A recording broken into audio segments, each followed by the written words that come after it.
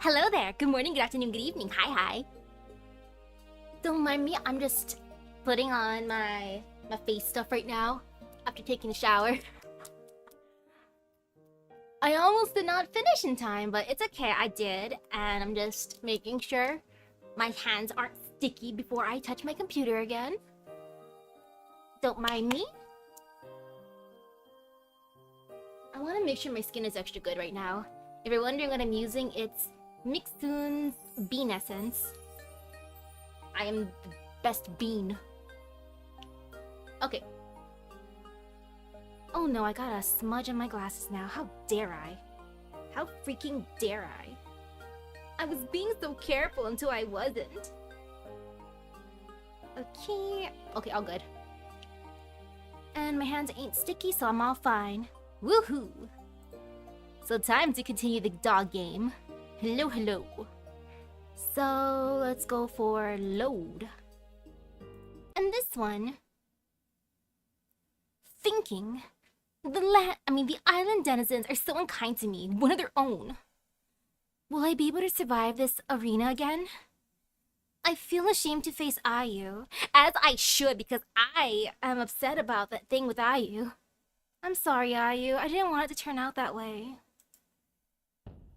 I don't go by the beach house. Like the re-challenge of Arena 9, I bide my time. What I observed from Heifen's re-challenge is that the dogs other than me and her only act like they would in the past, unless told otherwise.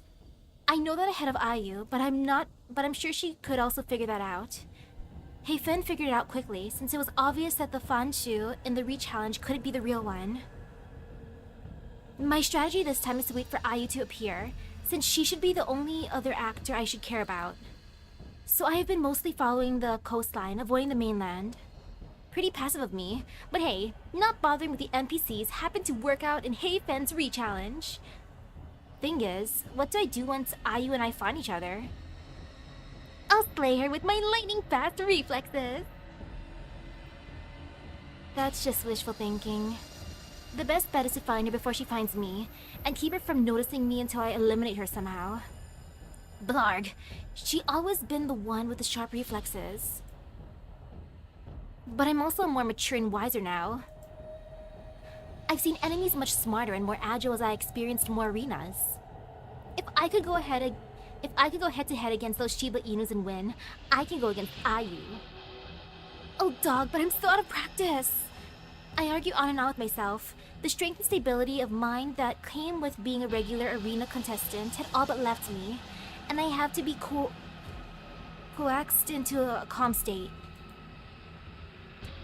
Present day, Island Year 224, Arena 5, Day 5.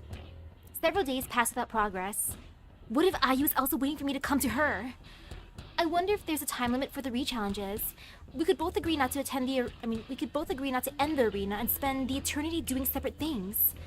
Theoretically, I could write several books in here if given enough time. But I'd rather speed up the process. There are other things to be done, and I need to return to Max and to Eli.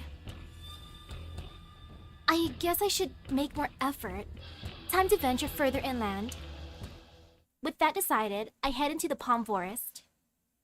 Sometime later, the bright summer sun bakes my fur. The sparse palms not affecting much in terms of shade. Offering. It's much hotter, only now. I realize that the water by the beach kept the area cool. I think about the beach house. It was one of my favorite safe houses out of all the arenas I've been through. Perhaps it was also the fact that I freely trusted another dog at the time that made the beach house a good memory. I got more jaded each subsequent arena. There are times where I think back and ask myself, what would I change if I get the chance to? I never answered myself the same way. One day I would think maybe I shouldn't have done that. Another day, in another mindset, I would think that my actions are perfectly justified. There was no resounding consensus. What I do know is that I still feel shame and guilt about my past in the arenas, but because the results I got from my behavior are coveted by others, it was easy to trick myself that everything was but a necessary sacrifice. From the corner of my eye, I glimpsed a blur of movement. It's Ayu. This can't be good. I wasn't prepared. I need to buy some time. I ran back to the beach. Maybe this is a bad idea, with the rocks and sand. As I slow down, Ayu is catching up with me. I throw myself sideways to avoid her lunge. I quickly turn to face her so I'm not caught off guard from the side. Our eyes meet, and it pains me to hold her gaze. Ayu doesn't make another move, nor does she speak. Not wasting the moment of peace, I back away several steps, all the time beadily watching her. I'm tempted to say something snarky, but considering the circumstances, I don't think she would appreciate that. If anything, she deserves to say the first snarky comment to me. So, hello? Hey girl, long time no see. That sounded so bad. Look, I'm not going to fight you. Ayu sits down, her posture open and relaxed. There must be a catch though, right? I just want to talk. Well, what do you want to talk about? I just wanted to say, you're a horrible dog. You would challenge me just to say that? But you're right, it's true. Can't you even pretend to understand for one moment? Dogs would always do something with some high and mighty reason, Sid. I'll bet that even you can't name a reason for every single thing you do. Actually, I consider a main scheme of things. I don't think that's what she wants to hear, though. No, you're right about that. At least you can admit to that. Listen, I know we were really, really young when this whole thing happened. But when I got the I am, that we'd be able to challenge you one-on-one, I immediately wanted in. You wanna know why? Her tone is gruff, and I get the feeling she's not quite getting to the point yet. You wanted to prove how you've changed since then? Well, yes and no. I still haven't forgotten about what happened during that arena. Yes, that much I can tell. So, is revenge what you want? When you put it like that. But I wouldn't say that. I just want to understand, even though I'm not sure if that is possible. What is it that you want to understand? I still haven't made peace with the arenas. It's not about you in particular. Ooh, hello. I was hoping that coming into an arena once again, after my ranking had been finalized, could, I guess, shed some light looking at it retroactively. I realized that even though I went through the motions of the arenas, and even didn't end up doing too badly, I still felt so lost. I don't know what any of this means to me. This arena was the last time I remember feeling something for myself. It's not because of you. It's mostly that I was still young, and my understanding of the world was so certain, so optimistic. When they mentioned the re-challenge, I wondered if, somehow, I could find that feeling again. I have no idea how to respond here, but I've got to be smooth.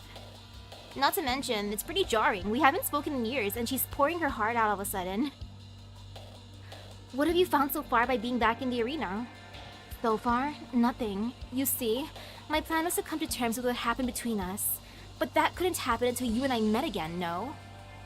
Oh yeah, that makes sense. This is so awkward. Like, did you wanna talk more about it? Are you suggesting that we talk more about it? I just said that! I mean, yes, if you want to. To be honest, I hadn't thought about that. My plan was... A force slams into me from behind, winding me. The attacker and I fall into the water. I reel under the pain, my side throbbing. I feel paws scruffling and grabbing me, inching around my neck. My mind barely pieces together the fact that this is the same dog that died on top of me. I struggle and kick the water, twisting my torso. There's a splash and another dog dives into the water from above. This one misses me by some distance though, since it fell to knock into me with the dive like the first dog did. It was a pair of dogs that had ambushed me in the arena in the past.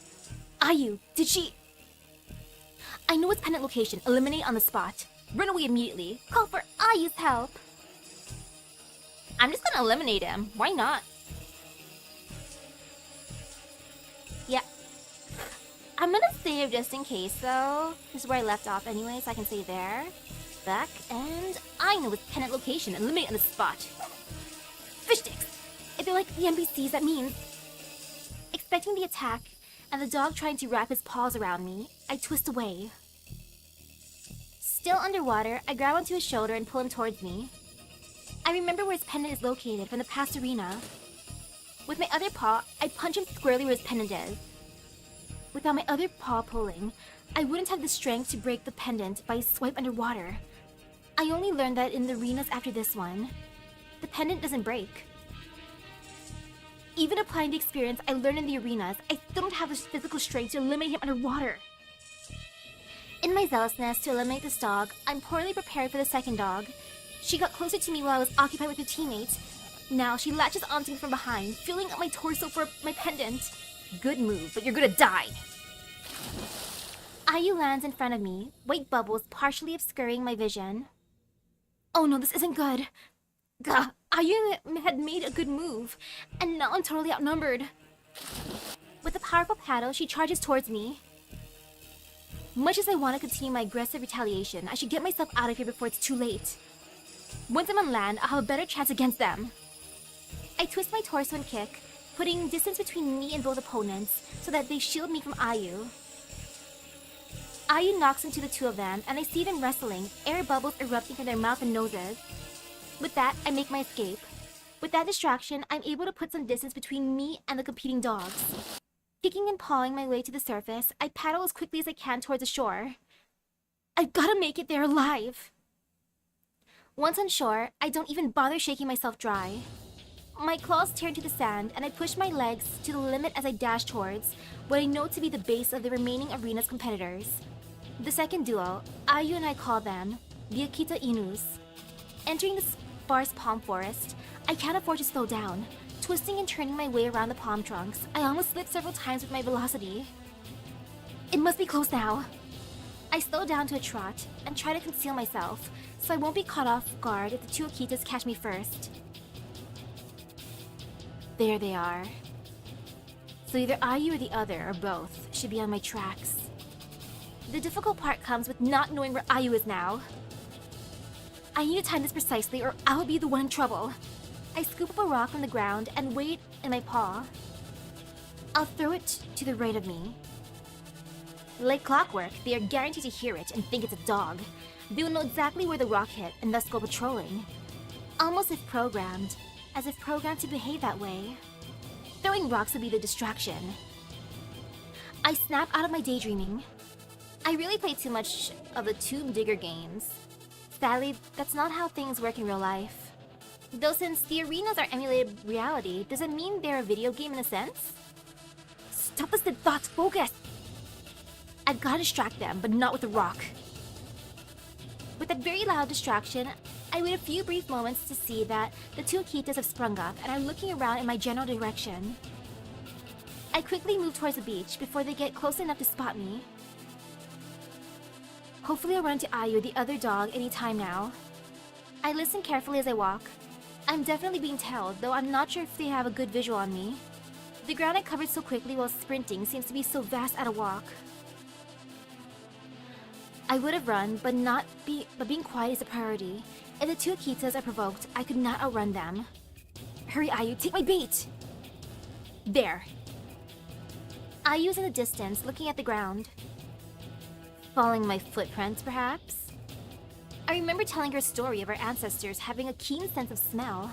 I'd be toast if technology hadn't come and caused our devolution. Ooh, hello. Welcome. Anyhow, time to cause another distraction. By this time, the Akitas have seen me, but they are telling me discreetly, perhaps deciding to observe me first. Maybe I just don't look fun to them yet. I have an idea. This should get them going.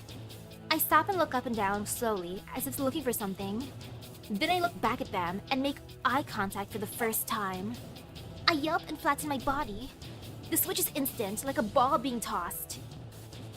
Which is a funny idiom from our ancestors' instinct.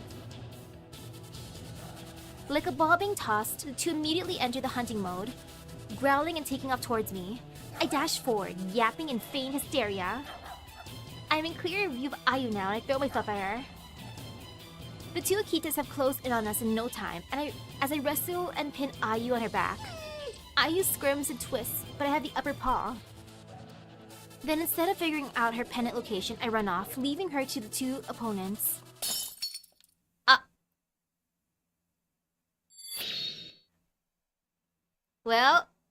There goes Ayu. Light shines onto my closed eyelids.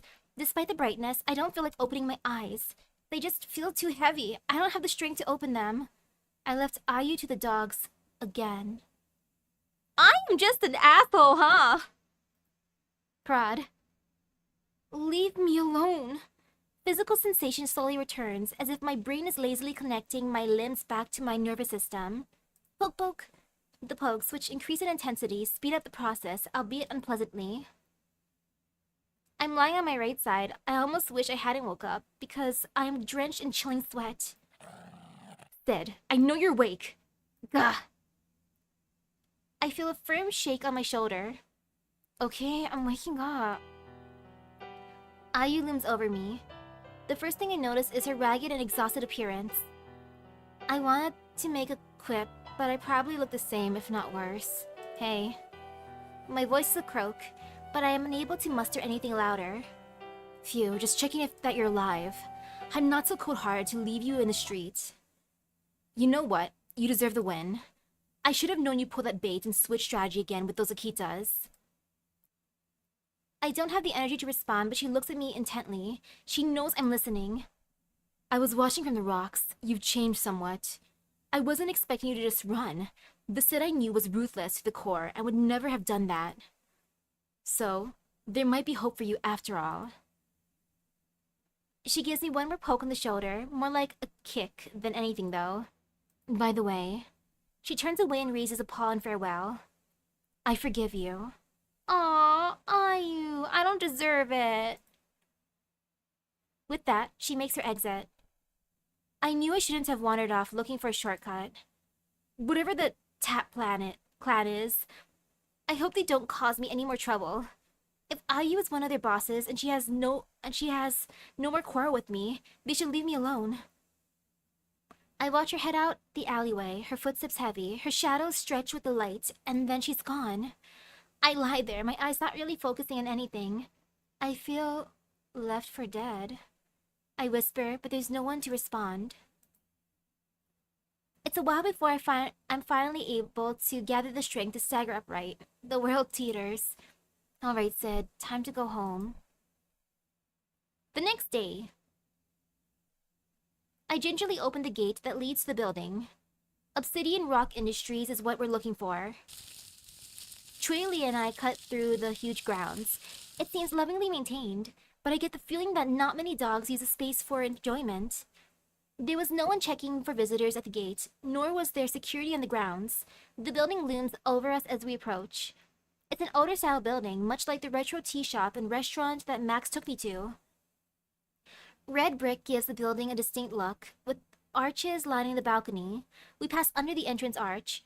Wow, if your brother owns a space here, he must have really pulled some strings, eh? Probably. Although we don't know. The clue could be in here in someone else's office. Tall wooden doors block our way, which I pull on. They swing open.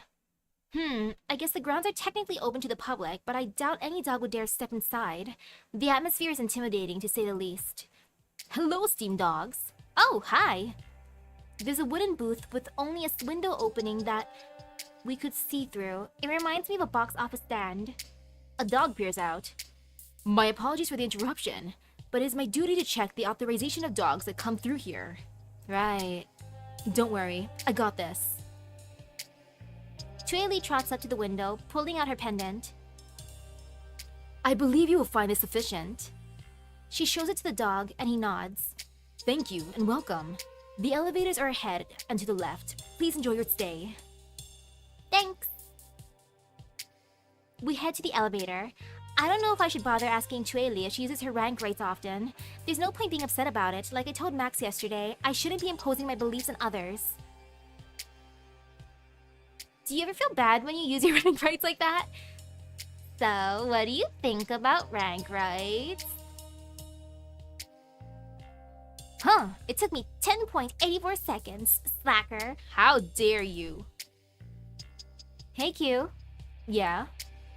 What do you think about rank rights? Let me guess, you have some opinion on what I did just now, right? Yes, you read me like an open book. Sometimes I wonder what using rank rights means to me. I usually end up feeling regretful even if the results are what I wanted. Well, sometimes you just have to use it. I do take into account what outcome I'm aiming for. What if we could have entered the building another way? You didn't even try anything else. If what you're trying to get at is that I went straight to using my rank rights, you're wrong. My consideration is that, say, we manage to sneak in, the possibility of getting caught later is still high. In that case, one of us might still have to resort to using rank rights to escape. So, if there's a high chance of us having to use rank rights down the line, it saves a lot of time just to use it at the beginning. In other words, going from a 90% probability that we'd have to use our rank rights to 100% isn't a large jump. So we might as well use it and save all that additional inconvenience of getting caught in the first place. Alright, that makes sense. You don't seem fully convinced. Look, I don't prefer using rank rights before anything else, but I do think carefully about it, and it's not for every situation. Not for every situation, many dogs say that, and it ends up being a slippery slope.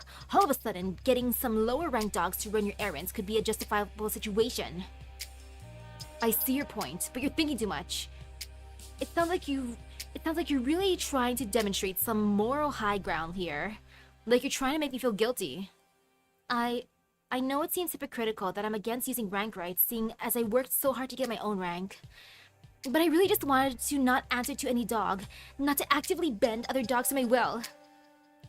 And that is your own choice to make, which I respect. Why do I feel like you have this conversation with many dogs? You talk about this to Max too, eh?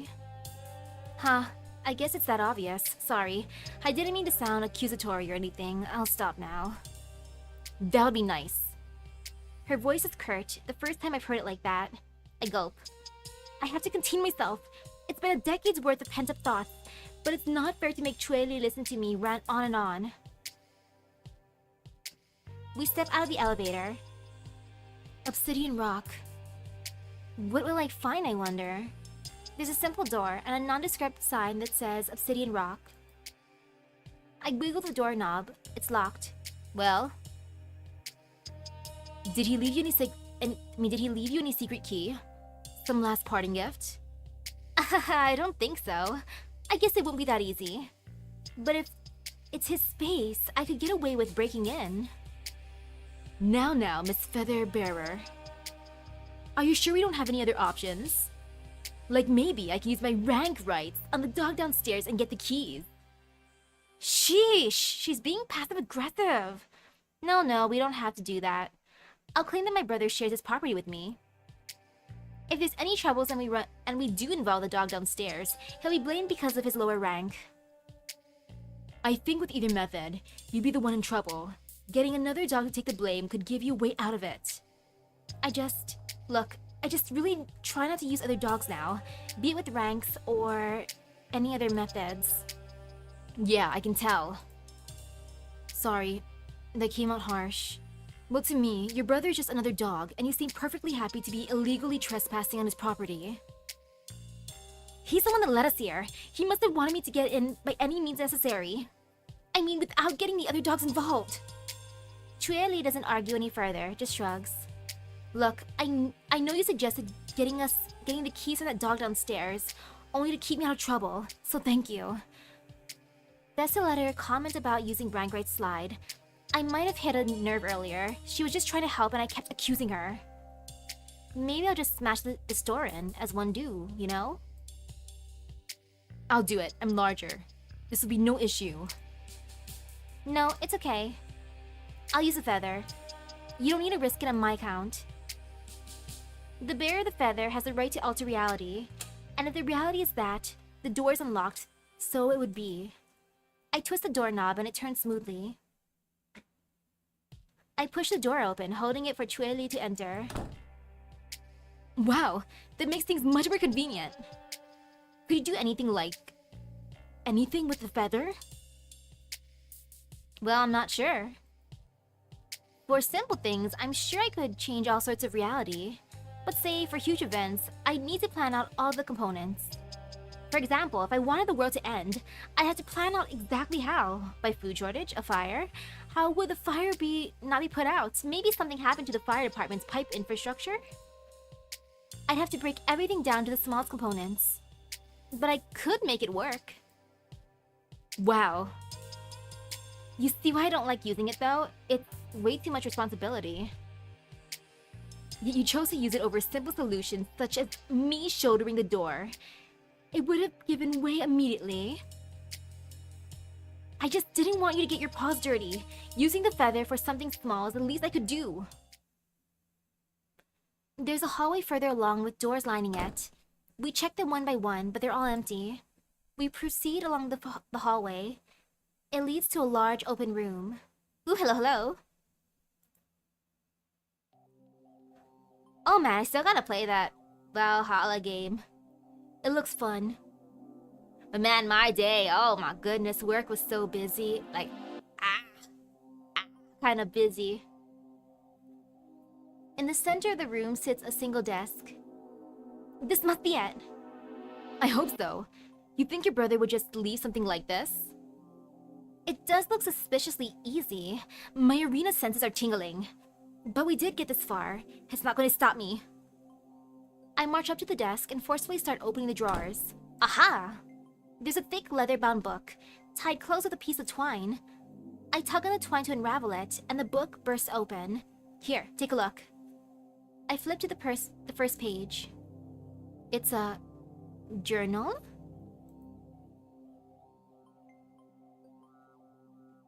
I imagine there are many worlds. In theory, I might like to visit them.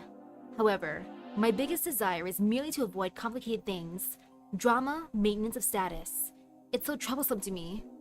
Ah, brother wanted to be an isekai protagonist. I understand. Ooh, hello, hello. Ooh, the rad Shiba, huh? Man, they sound cool, especially with the sunglasses. Chunwen, is it really okay to be leaving your thoughts sitting out here in the open? Well, to be fair, a random dog would be very hard-pressed to even try to break into this place. The building itself reeks of high ranking. I didn't really mean it as a serious question. Oops, maybe you're rubbing off on me, Sid. So, any other clues we have here? I quickly check the other drawers in the desk. Empty. I check underneath just to see if there's some hidden compartment. Doesn't seem to be. I knock on the desk and its sides, trying to listen for hollowed sounds. There doesn't seem to be anything odd. A short while later. I guess the journal was the only thing to find at Obsidian Rock Industries. I'll take a look at it when I get home and see if I can figure out what clues Chunwen left. Sounds good. Keep me posted. I will. Thanks for the help, Chueli. As we leave the building, I tie the book shut and clutch it tightly. I never thought my brothers to be the type that would keep a journal, actually. I guess there are parts of each other we don't know. Were you too close? Yes. I consider him to be the dog most like me. Oh. That turned out to be eerily true when I learned I would face him in the final arena bracket. Oh! Oh.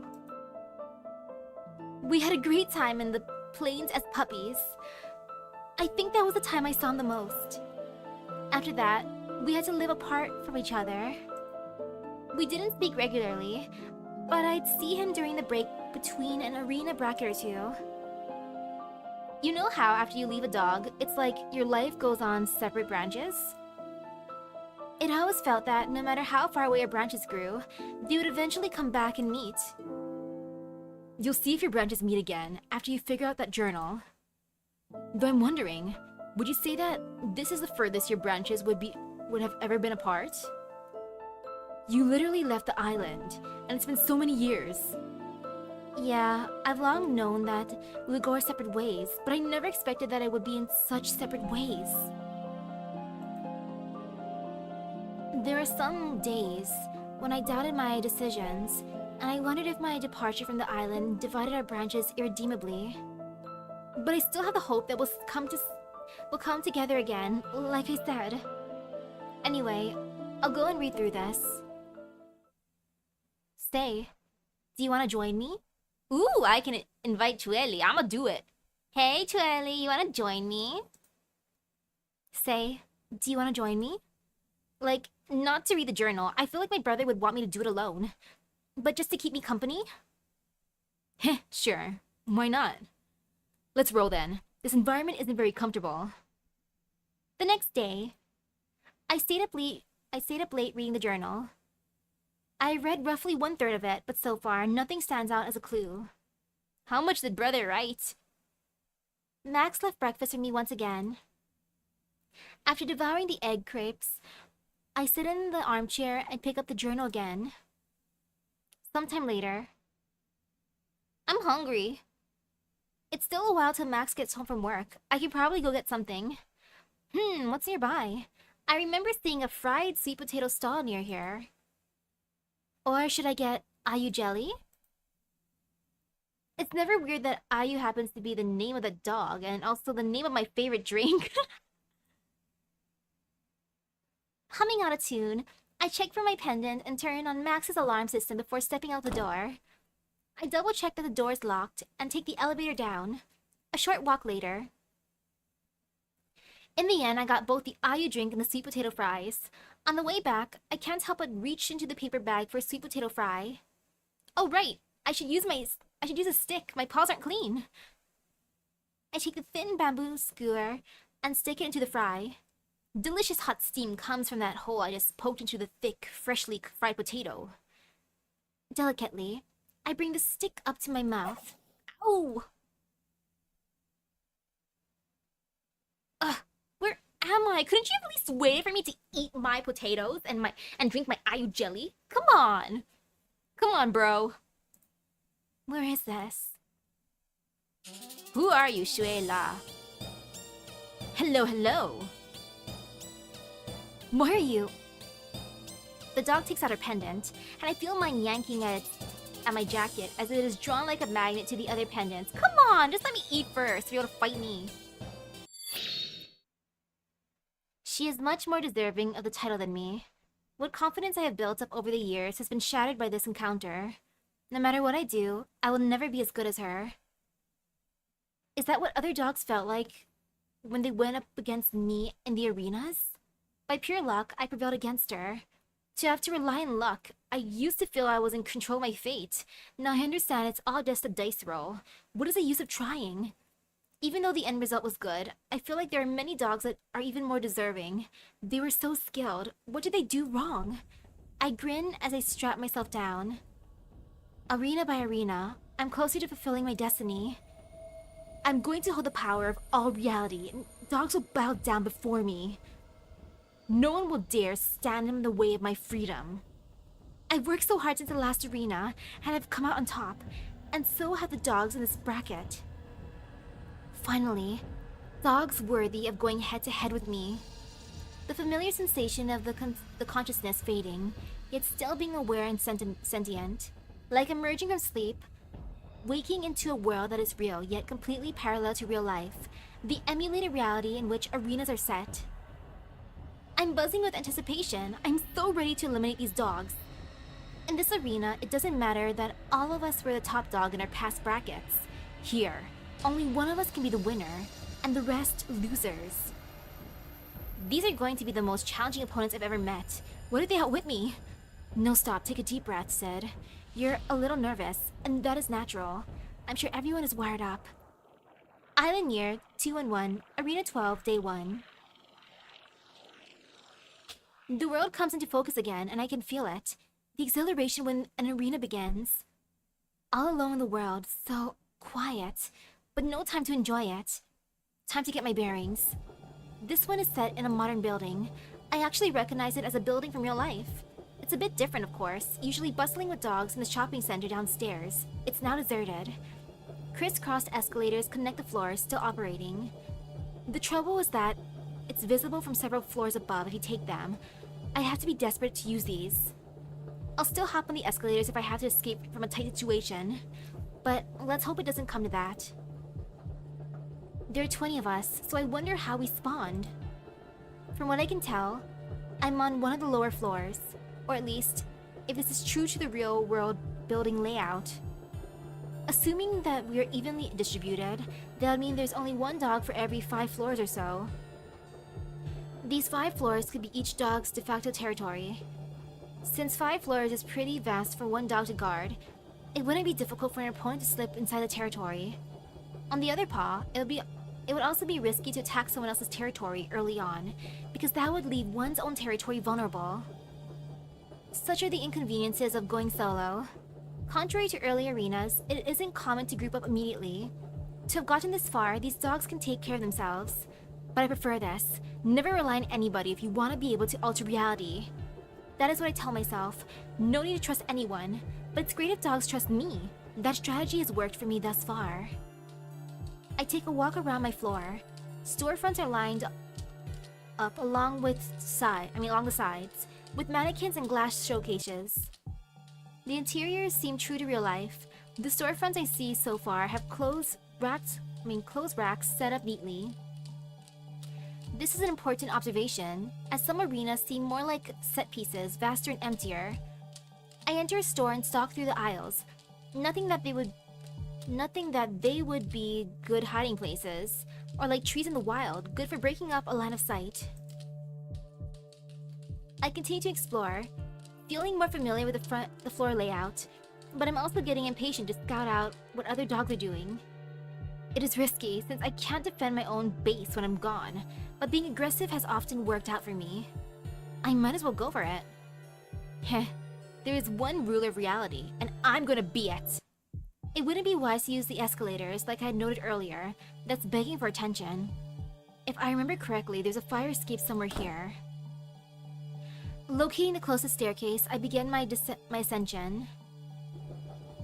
I take a cursory look around the 2 floors above me, but they are deserted. On the 3rd floor above, I tread more carefully, taking a look around every corner before venturing out. If I refer to the floor I landed on as ground floor, and my theory is correct that each dog has 5 floors, I should run to someone soon.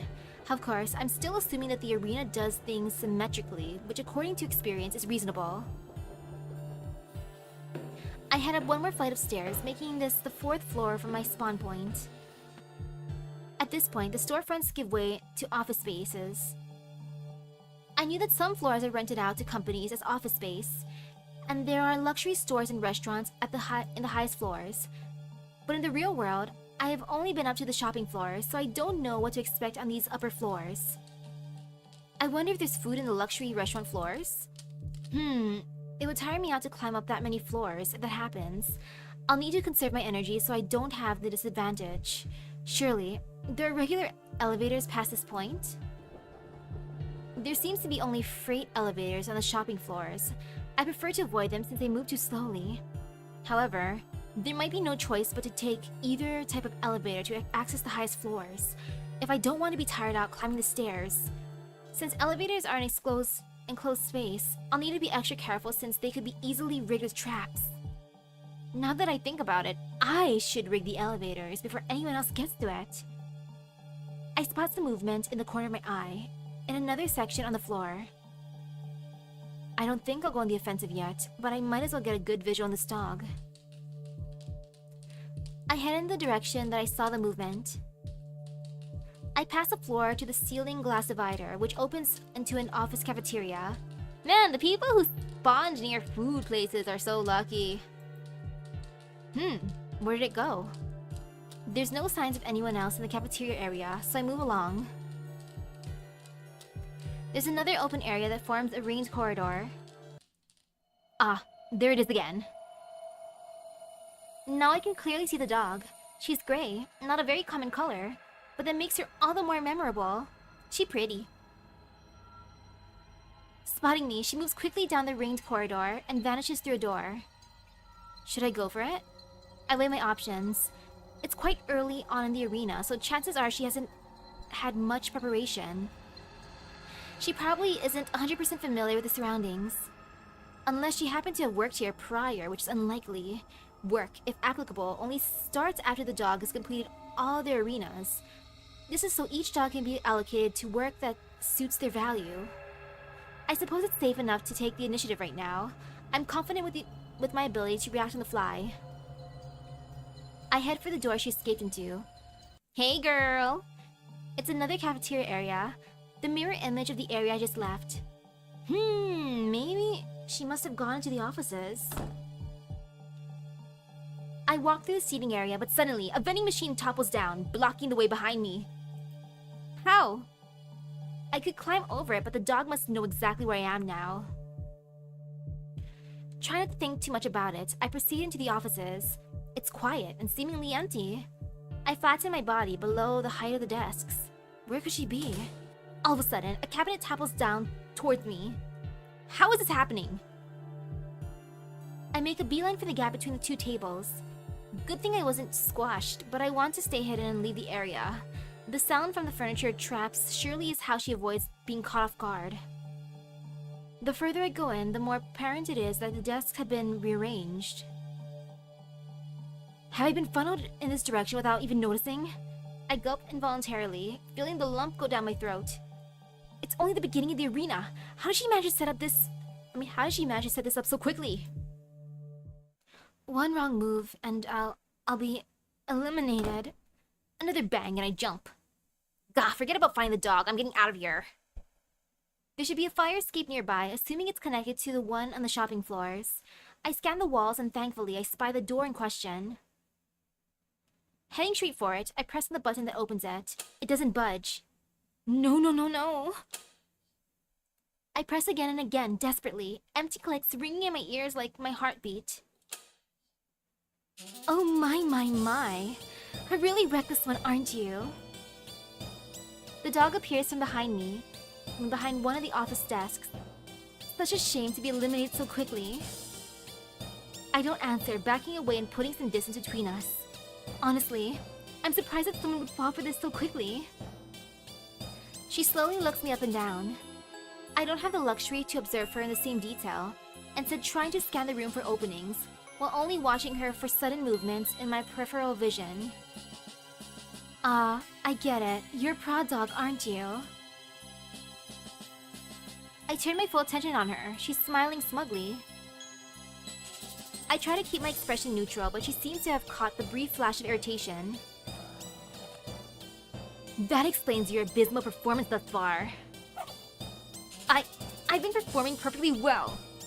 God, you're just trying to distract me. I could just run away, you know.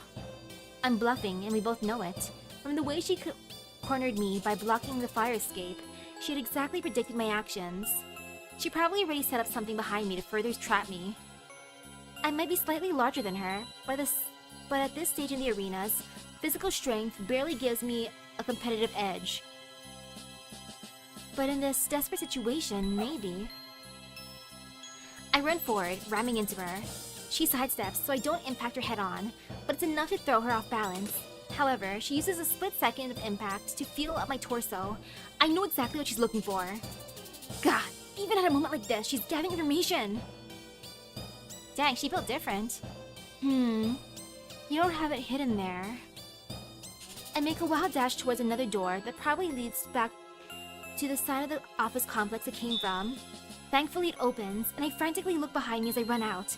The other dog hasn't moved to pursue me. Aw, thank you. Goodbye, my little puppy. She waves cheerfully, but along with her sweet smile, she's watching me beadily. She let me go on purpose. And she called me my little puppy. Aw, how sweet of her. All my bravado sapped out of me, I skate back to my floors, tail tucked between my legs the whole time. Island Year 211, Arena 12, Day 3. The next couple of days, I just snoop around, getting a catalog of the other dogs. I take the freight elevator several times without incident, and leave some items around the access points to my floors, so I can observe if anyone had trespassed. For example, I dragged up the fluffy rug and set it in front of the elevator doors, so I would notice if there were any paw indents in it. In front of the fire escape doors, 4 in total, I spread a thin layer of powder. This I procured by sneaking into the office floors and grabbing some food replacement powder from the kitchen. I also arranged some simple traps and funnels in the storefronts like the dog above me had. However, since most of my props are clothing racks, instead of something sturdy and heavy like office desks, There are obvious vulnerabilities in my funnels. Despite the preparations, my floors remain relatively quiet. I wonder if it's because I'm on the lowest floors? To get here, dogs would have to get past that absolutely brutal trapper above me. If anyone is the best positioned to eliminate me, it would be her. Thankfully, she seems to prefer to lure dogs in, which reminds me. Some time ago, I step out of the freight elevator to a floor that's above the trapper's levels. Trapper is the code name I've taken to calling the dog above me. Alright, coast clear. I scan all around me, including the ceiling, before venturing out. Suddenly, I hear yapping coming from a distance, and I cautiously move along the walls towards the sound. As I near the circular corridor overlooking the elevators, I can tell that the sound is coming from a door from a floor or two below. I creep up the railing and peer down. Oh, fish sticks!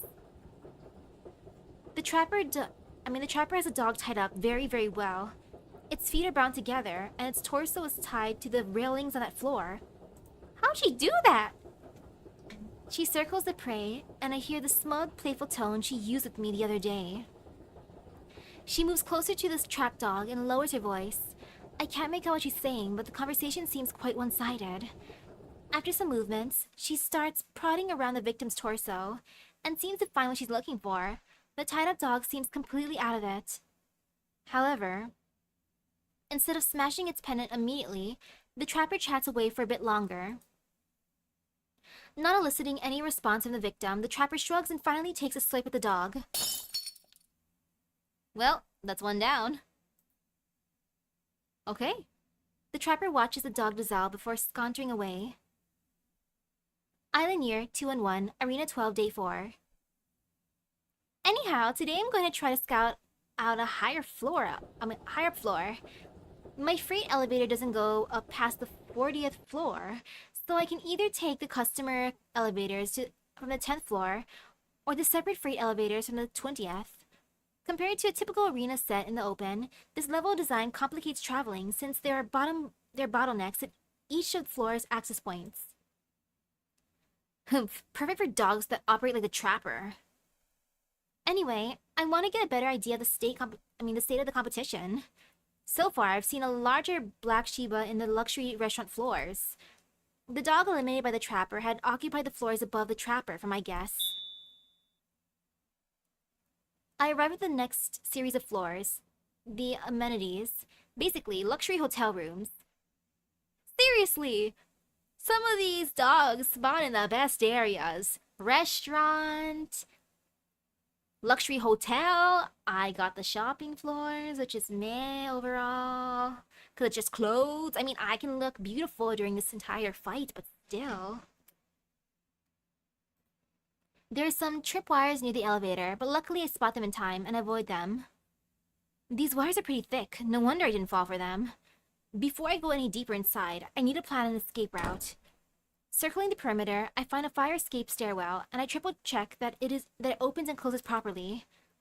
Can't take any chances after that narrow escape from the trapper. Ooh, hello, hello. I memorize the route and head back to the elevator area. Alright, I hope this works out. I pretend to be caught and lure out the dog on this floor. I purposely pull on one of the tripwires, but instead of a trap, there's a strong jolt of electricity. What the? I let out an involuntary yap. While not a lethal shock, it is quite enough to numb me. Sheesh! Now I see why these wires are so thick. I limp away and hunker behind a potted plant to recover. Surprisingly, no dog comes. So once the feeling returns to my limbs, I emerge from the cover. I pick up a branch off the potted plant and use it to prod some of the remaining lines. I was hoping to get its attention, whoever it is. It might be busy, or perhaps it didn't bother to set up the wires to notify when tripped. I want to explore inside the hotel rooms, but if there's more of these traps, it's too dangerous. The scene of being at the trapper's mercy keeps replaying, sapping all my courage to go further. I went from being so confident to such a wimp. Hey girl! Just then, someone steps out of the elevator. I follow my instincts and run. Down the corridor and to the left, there's a fire escape. Just before I run around the corner, it calls after me. I can't catch you there, so just listen for a second. That voice. It's her. I glance back. She's still standing in front of the elevator, so it doesn't sound like a trap. I pause, but only turn partially towards her, my body language making it clear that I intend to bolt if she makes any sudden movement. You see, I have a proposition for you. I'm interested in making these floors part of my trapper floors. Even she uses the term trapper. But what's in it for me?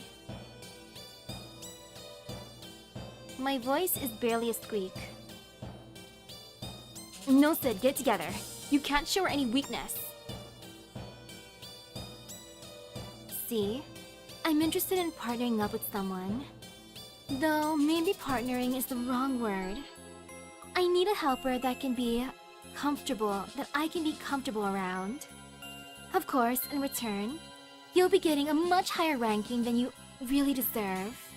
Right. Under normal circumstances, I would have challenged her on her assumptions. I should tell her I can get whatever ranking I want without her. She wants someone that she can be comfortable around. She means someone she can eliminate any time. Never in my life has anyone talked down to me like that. But I can't even justify getting offended. Even someone as prideful as I am cannot deny the truth of what she's implying. She even had the decency to say in an indirect way. She really could eliminate me at any time. I have to agree so I can survive for a bit longer. What should I say? I'll do it, but you're going to regret this. I hope you change your mind, but I'll do it. I'm going to save. You know what? I'll do it. I don't need to be the best, right? I just need to survive for another day. I'm curious what will happen if I choose a different one, actually. I hope you change your mind, but I'll do it. Nah, I'll do it, but you're going to regret this. I can't take her arrogance lying down, even if provoking her might cause her to hold a grudge, which puts me in a even more dangerous situation. I'll do it, but you're going to regret this. She nods in response.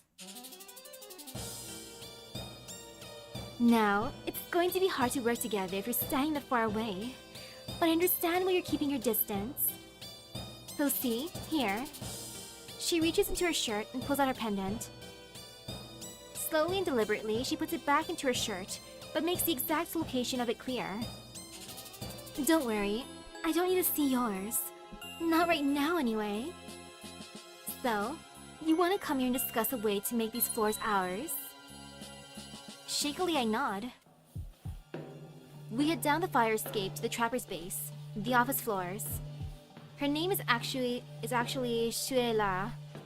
I still think of her as the trapper, though. I'm glum, having just agreed to a deal that completely undermines my own ability and independence. I wonder if this is what Ayu felt, being in a partnership where the other dog has the upper paw.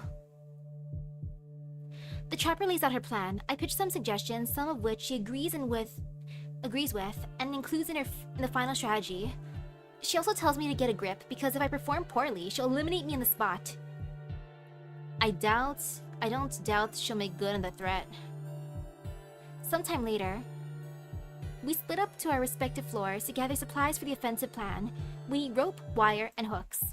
I also rip up some clothes into wide strips, which I wrap around my legs. With all that set, we head up. Me by the elevator, and the trapper by the fire escape.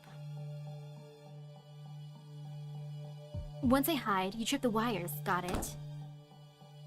I nod, and wait until she vanishes into one of the hotel rooms. Here goes. I prod the tripwires, though this time, my legs are wrapped in layers of cloth to insulate against the electric shocks. Time to put my acting to the test. I quickly unwrap the cloths and hide them in the potted plant nearby, then, continuing to yap, I fall to the ground, pretending to be in pain. Yes! She fell for it! That was fast. I wonder why she didn't appear last time.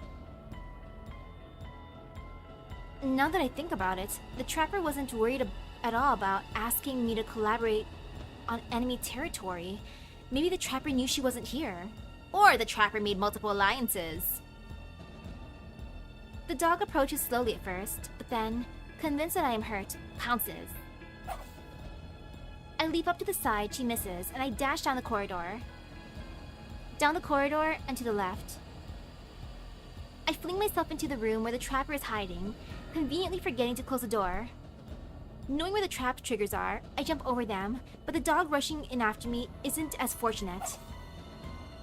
At a touch of the trigger, she's strung up, upside down. Trying to escape, the dog starts swinging back and forth desperately. The trapper and I didn't really plan beyond capturing the dog, but I guess I'll eliminate her while she's tied up tight. But as I go up to pat her, suddenly, the wires hum, and my fur rises on end. Wait, what? This is the same type of wire as the traps at the elevator area. I freeze, my paw mere millimeters away from that wire. The trapper set this up not only to tie up the dog, but also to electrocute? Once, twice. Just when I think it's over, the wires buzz again and again. The dog howls until it cannot. It falls limp. I made the trapper my enemy. Oh no, okay. Well, I might just go down in this rematch afterwards. I can't look away. The torture is so unnecessary. I can only describe it as gruesome. The one brief shock to my paw the first time had me numb, so I can't imagine what it feels like to be shocked for this long. The dog is still conscious, but her wide, lolling eyes make it clear that she is in pain. I've never seen a dog as sadistic as a trapper in the arenas. I guess the one thing is that we can't technically die here. Well, bar that unfortunate incident that took back in my old arena. We can't afford the time to torture fellow dogs. Usually we just get the elimination over with. I jump as a trapper emerges from inside the closet. So she was here this whole time. Why didn't she show herself until now? Hi there. The dog squirms but doesn't seem to be able to answer. Not a very talkative one, are we? Is this how she treats all dogs she traps? Talk to them until they'd rather be eliminated than listen to her any longer? Well, that's a strategy. She's just been electrocuted. Of course she's not talkative. Fish sticks. I shouldn't have said that out loud. You're right. Silly me. Just trying to ease the tension. Her tone. She's totally enjoying it. Gah, this is so twisted. I can't stand it anymore. Why are you being so sadistic? Let's just eliminate her and get it over with. Oh, Sid. Such a noble dog, aren't you? Sadistic, you call me? What about yourself? What do you mean? You know what I mean. You're here in this bracket. You've done your fair share. She smirks lazily, her lips curling to show her canines. I've never been like this. I saw you eliminate another dog the other day. You were just taking your time, even though it was already tied up just like this. Oh, that poor dog. I was just trying to find out his name. She suddenly stops smirking. You know, I was kidding. What I said the first time about prod dogs. Oh, that? The sudden change of topic catches me off guard. Right. She said something about prod dogs the first time we met. I forgot all about that. I was so focused on escaping. Kidding or not, it doesn't make a difference to me. Well, I was kidding when I asked if you were one, because I know you were raised as one. I scoff. What do you know anyway? Just because I was in an arena or two in the plains doesn't make me a prod dog. I suppose not, but maybe you wouldn't have made it so far, if not for that. If you worked your way up in that environment, there's something about it you can never shake off, even if you want to. It doesn't make a difference to me, I said. There's no need to discuss this. Let's just eliminate the dog. Alright, if you wish. You can do the honors. But we will talk again. We will talk about how you killed the dog in real life by killing him in the arena. I've been intrigued for a long time. Ignore her, just focus on what's at paw. I search the dog for a pendant. She doesn't resist whatsoever. When the trapper cornered me, all I could do was run. She doesn't even have that option, so what would be the point of resisting? I find the pendant and crush it with a clean swipe. The wires once taut with a dog's weight now hang loose. I turn to the trapper. Look, I'm not sure why you want to learn about my past arena, and I don't care. But to be frank, I might not be able to answer your questions. I didn't do anything on purpose. It could have been a hardware malfunction with the Ari equipment. The trapper gives me a gleeful smile.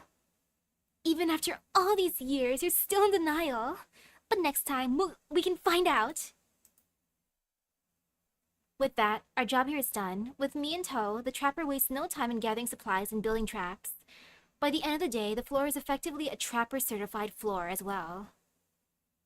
Island year 2-1, Arena 12, Day 6. The following days, we eliminate several more dogs. It's strange to have things constantly going well again. I can't help but draw parallels between my current partnership to the one between me and Ayu. Except now I'm the disposable one. Please endure and survive, Sid. If only I can endure and survive one more day. I repeat the phrase to myself. I feel like a shell of my former self. There is one ruler of reality, and I'm not it after all. That is not to say I've completely given up hope. I've just had to update my expectations realistically. In the meantime, I scout out things for the trapper. It's imperative that I tell her all my findings with complete honesty because any missing detail could jeopardize our position. Or she would think so. But there are places I found that I hope she has no idea about. I make a mental note of these deserted rooms and move on. They could be control rooms, storage rooms, and the like. I hope I can find something that can help me turn the tables. Not that my existence is really that miserable. I will still come out with a decent ranking and considering my current status. That's enough to end up in the top 10% or so. That'll give me enough standing to live with reasonable freedom. I won't be completely free, but my goal was to become... But to answer to 10% of dogs on the island isn't the worst that could happen, right? So I accept that it's fine to go along with the trapper. Accepting the fact is a blow to my ego. It feels like everything I've expected of myself for my whole life has been proved a lie. My values, my fight for freedom. I wanted to play in the Ari's game to win, because winning it would bring me power. But now I realize my reality is bounded by the rules of the game. I cannot change my reality any further. Anyway. Stop spacing out and get back to gathering supplies, Sid. Sometime later. I'm resting in my original home base, the shopping floors. Though to describe it as resting might be too optimistic. I'm shivering, my heart pounding so loudly in my ears that it's the only thing I can hear. Get a grip, get a grip! But stop the shaking, I cannot. It's getting harder and harder to calm down these days. Maybe that's why the trapper decided to teach me a lesson. Some time ago, we eliminated the dog we were pursuing up on the outdoor observatory. Unlike the regular observatory with the floor-to-wall glass ceilings, this was the real deal. There was nothing separating Shiba from sky or ground. Up there, the trapper caught me. It was over the ledge that she had dangled me. I arched my neck up to see only the top of her face peering at me. The wind in my fur, the view from up high. The city which I had fought tooth and claw to come to. The city where I thought my dreams would come true. Dreams I thought I could make come true as long as I worked hard enough. As long as I outsmarted enough dogs. As long as I betrayed and used enough dogs. She could see me unraveling. She wanted to give me an ultimatum. She graciously told me that it wasn't my performance that had been suffering, as I hadn't made any mistakes that cost us eliminations. Sure, there'd been a dog or two that got away, but they wouldn't have been caught in the first place, mistakes or not. But she could see that my mental state was at risk. The upside-down view of the city, combined with the blood rushing to my head, had made me... It made me almost lose it. But I promised her that I would get my emotions in order, and not pose a potential risk. With that, she let me go and told me to take a day off. So here I am lying immobile and shaking uncontrollably. She needs me. She didn't eliminate me right then and there. She must see a future use of me. But I can't see a way out for my future self. The view of the city upside down, My limbs tied up at the mercy of the trapper returns to me. Dog, damn it, Sid! I yell and yell. I wonder if the trapper can hear. I mutter more quietly this time. Who cares what she thinks if she hears me losing it? I'm just coping. The view of the city, the upside down city. Coping. Screw coping. I'll play the game like I always did. I'm not doing well right now. But there's one way to escape the Allocated Reality Institute's game. The only way to escape the game is to play the game. The game that everyone has to play, the arenas. And since I can't play the arenas to win the arenas, I'll play the arenas to escape the arenas. Sometime later, there was something I saw while off the ledge. Something I saw that terrified me. If I had been dropped by the trapper, surely my pennant would have been crushed in impact. I wouldn't die, but I would suffer immense pain in the moments before I wake up, in the real world as an eliminated dog. So, I'm back here on the ledge. What I saw that time was beautiful.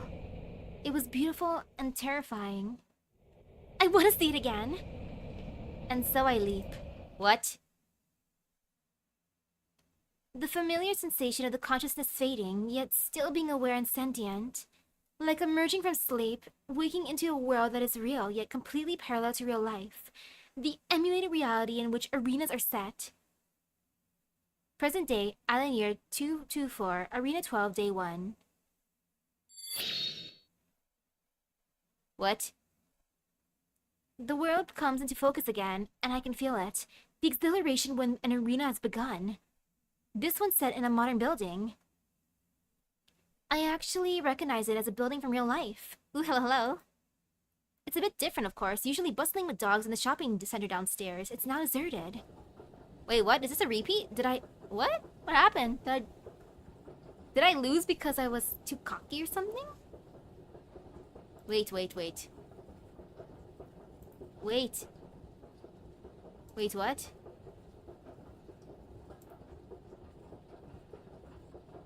Okay, I guess let's go back. Show log. Okay, that's kind of different, I think. I remember this place well. Almost too well. This arena was one of the lowest points of my life. It's surprising how fast a dog can fall. I had thought I was invincible. So what happened back then in the Island Year 211? I went upstairs to hunt the trapper. I went upstairs and was caught by the trapper. Nah, I'ma be delusional. I went upstairs to hunt the trapper because I'm built different. The trapper let me go that first encounter, even though she had me at her mercy. This re-challenge, if I enter her territory upstairs, she won't let me off the hook that easily. I know of the copied arena's existence, but I don't think she does, so the copied arena will be my backup strategy. Slinking around trying to reorient myself with the once familiar shopping floor, I find the ominous fire escape. Regardless of what she plans to do, I should go find her. I'll be more prepared. I just don't want to be passive and be caught off guard. I wonder if she'll even bother raking up her floors this time around. Nevertheless, I've learned from my experiences. This time, I won't let her make me her slave. The climb is so much longer than I remembered. These 3 challenges are making me remember how alone I felt back then in the years of participating in the arenas. In the real world, I can chat and eat all I want with Max and Tueli. I can create and maintain friendships, enjoy the sunny days. In the arenas back then, everything was so solitary. Here, I'm back to being all alone. The climb seems to stretch on forever, and with just me and my thoughts. I had to tough it out. Think of it as a mission to beat in order to proceed to the main story, to find Chunwen. I reached the office floors. The scene of me being cornered by the trapper flashes through my mind again. With no other survivors to save me from the basement. Never mind.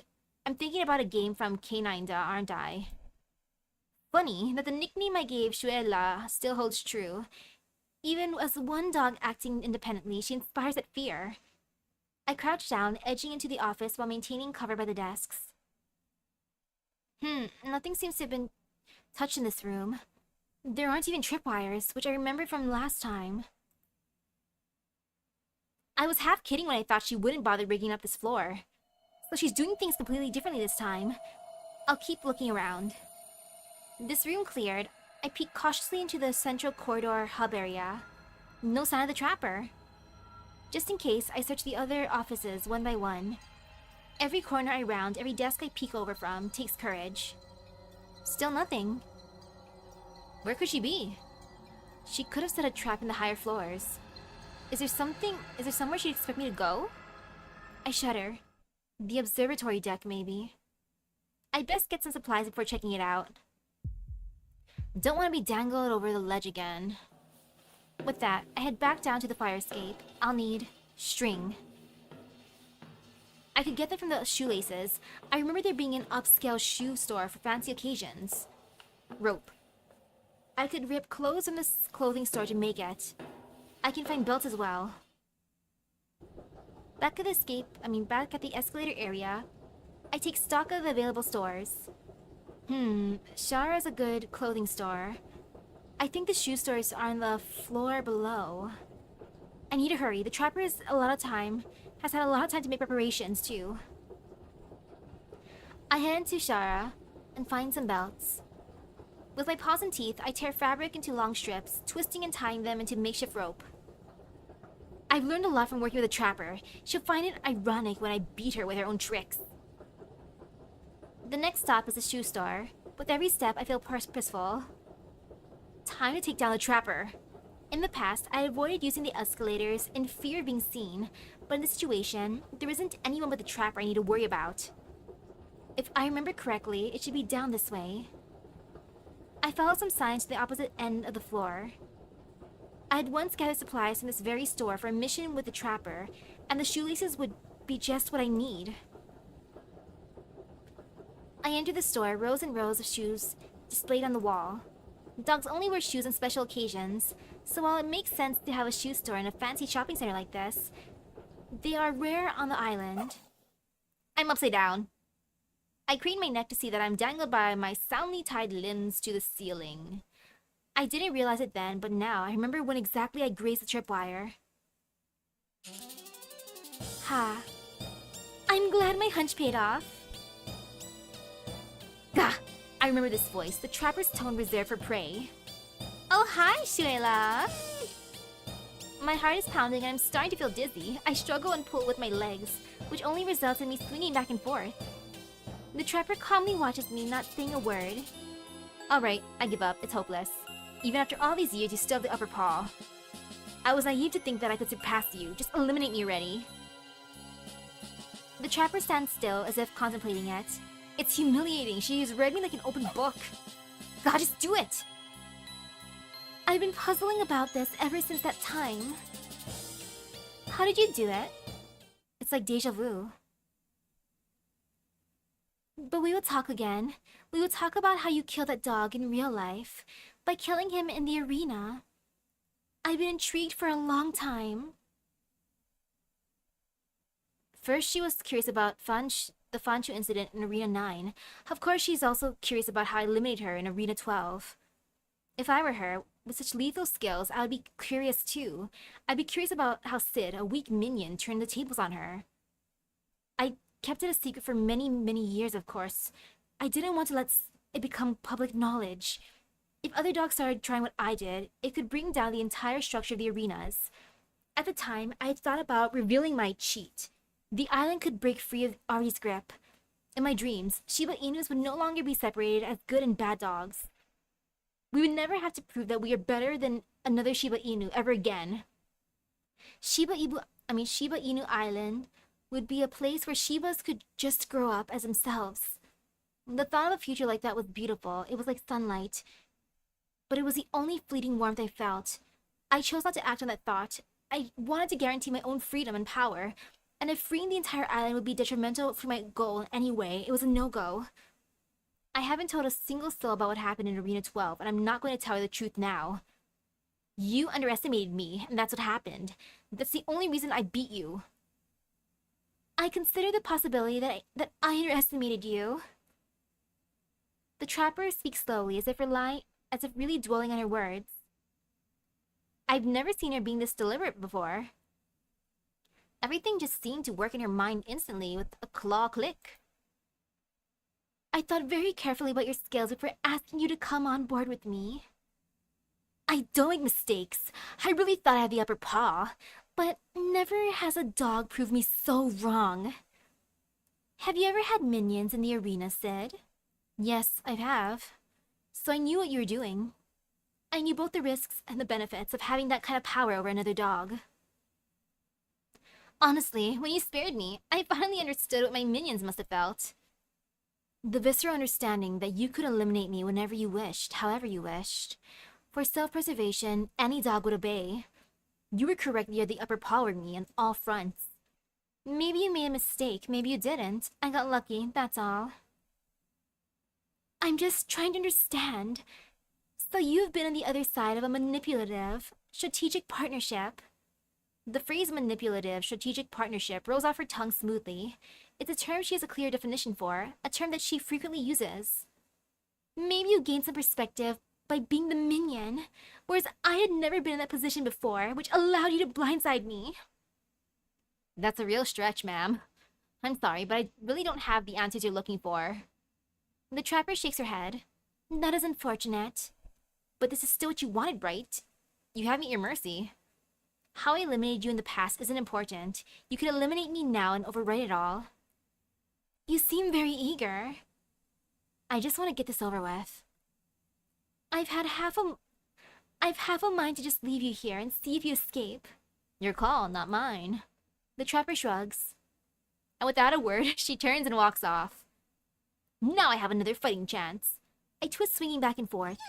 I try to lift my muzzle to the ropes, but my strength fails me. I can't reach far enough to attempt biting down through the rope. I let my head fall back, letting the ropes take all my weight. It's almost relaxing, the ropes taut and gently rocking me. It's so quiet. Why does she refuse to get this over with? I don't understand her fixation on these questions. I've already told her that I know nothing. Though I guess eliminating me or even winning the feather isn't as important to her as finding the answers. And the way she talked to me, it was different. She was so honest, if honest is the right word here. She seemed to genuinely treat me as an equal. That's kind of flattering, I guess. I should give up. I really can't beat her with normal means. I can't escape this trap just by myself. I guess it's time to go to the copied arena. At least, I tried here. Knowing her, she'll be monitoring this area for a while. If she witnesses me going to the copied arena, I wonder if she can follow me. 15 minutes later, according to Sid's sense of time, probably inaccurate.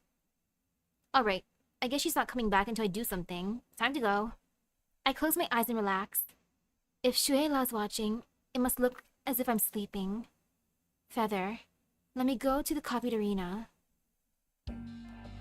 When I open my eyes, I'm in the air, but the ropes that snared and hung me are gone. Nice. I take my pendant out from its hiding place and snap it open. The feather sits there shimmering, as if smiling in its own way at me. You're so reliable as always. Thanks for letting me harness your power. I love you. I plant a soft kiss on the feather. Obviously, it doesn't respond, but throughout the years, I've had this feeling that it appreciates my gestures somehow. Yo, Sid x the feather, that is the one true pairing here. I like it. I ship it. Time to spy on the trapper. I hum a tune without care, strolling around the monochrome building. I do a tour of my shopping center floors. Nothing there. Next, a leisurely walk around the trapper's office space floors. No sign of her. I'm surprised that she's not in this area. Surely she'd have noticed that I'm gone. Was she really not monitoring if I escape? I'm certain that my physical body is gone from the arena. Whenever I enter the copied arena, at least from my prior experience at the copied arena, it was so. If I were her, what would I be doing now? There are a lot of other floors to check. Check out the observatory outside. Check out the tourist observatory floor inside. Let me just save real quick, as one do, because I'm worried about going poof. I'm gonna save over this one because I liked my route. So, boop, back. Let's go outside, because why not? I climb the stairs to the outside observatory. It's an observatory that lacks all the safeguards the tourist one has. For good reason, it's not open to the public. Here, one is at the mercy of the whirling elements and, of course, the possibility of plummeting to death. Once up the stairs, I feel the wind whipping around me, gray clouds framing the pure white sun. I trot a bit further around the perimeter, and there, I spot the trapper. This place, it's exactly where she trapped me, there's no doubt. A chill ran down my body. Now that I know where to look, I see that she has the same trap set up. Atop one of the overhead beams, she laid ropes that would drop and ensnare a dog passing below. Due to the open walkway, it isn't activated by a tripwire, but rather a wire that is run further out and is manually pulled to trigger the trap.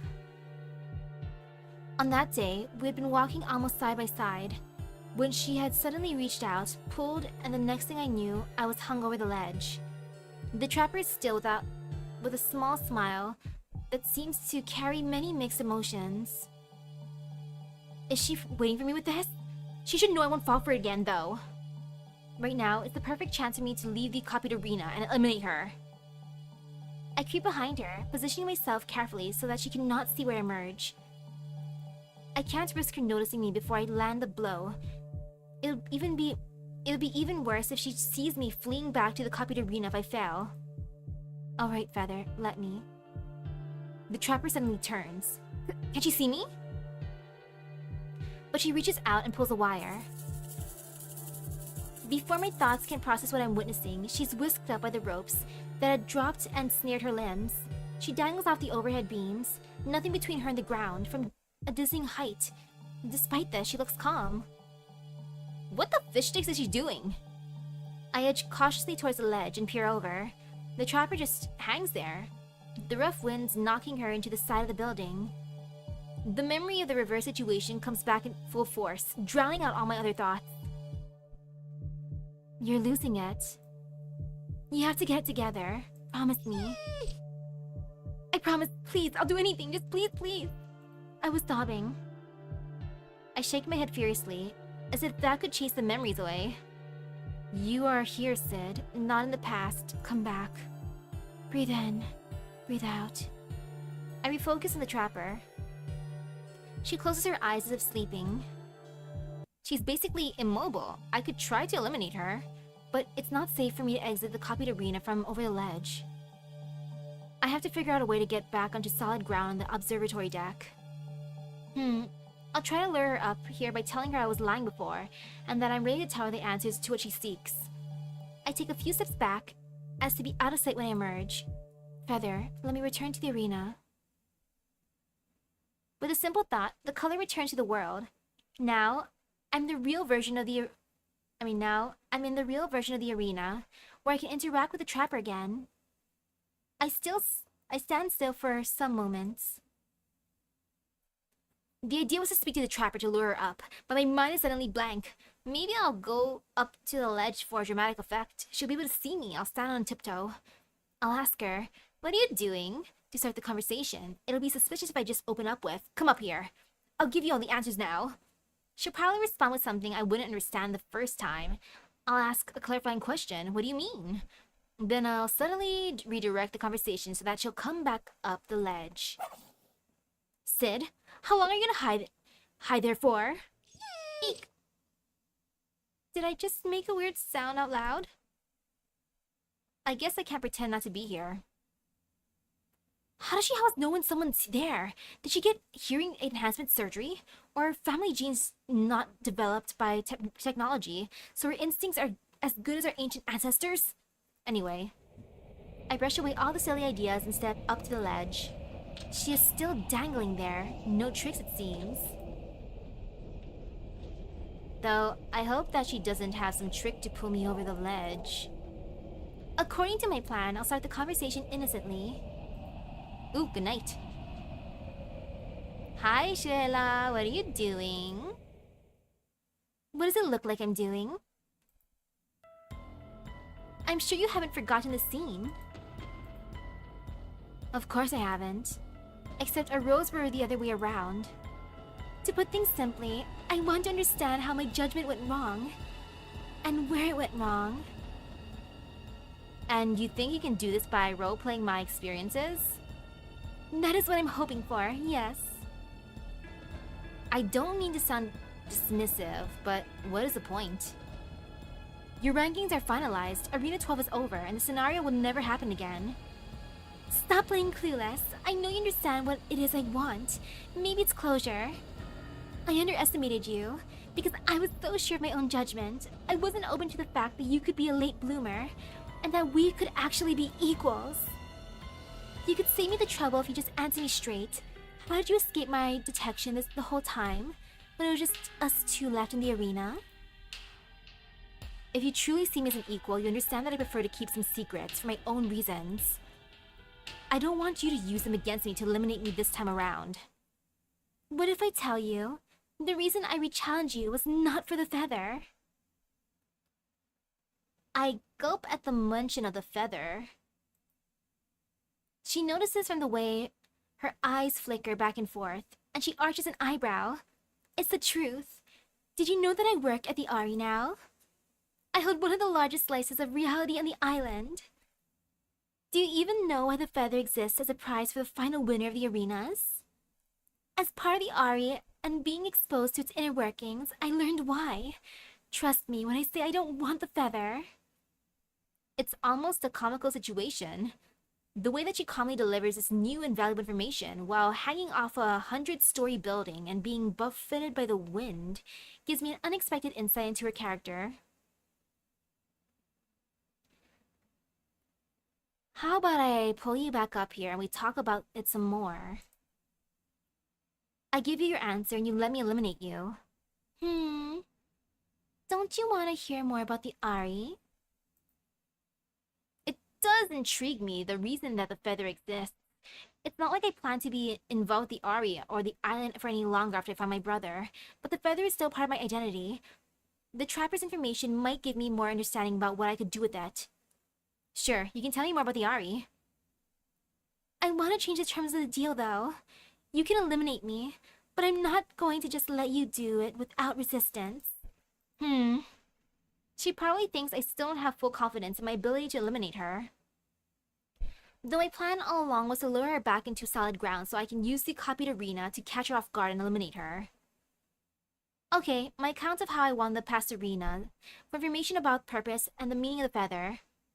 No one is to try to eliminate anyone until the conversation is finished, but after that, everything is fair game. Deal. Now, help me get up there. You don't have a way to get back up? What if I hadn't come up here? Would you just wait until I did? The trapper shrugs, making an exasperated face at her. I tug on the ropes, and she braces her legs on the walls and pushes herself up, little by little. Thanks. Haha, no problem.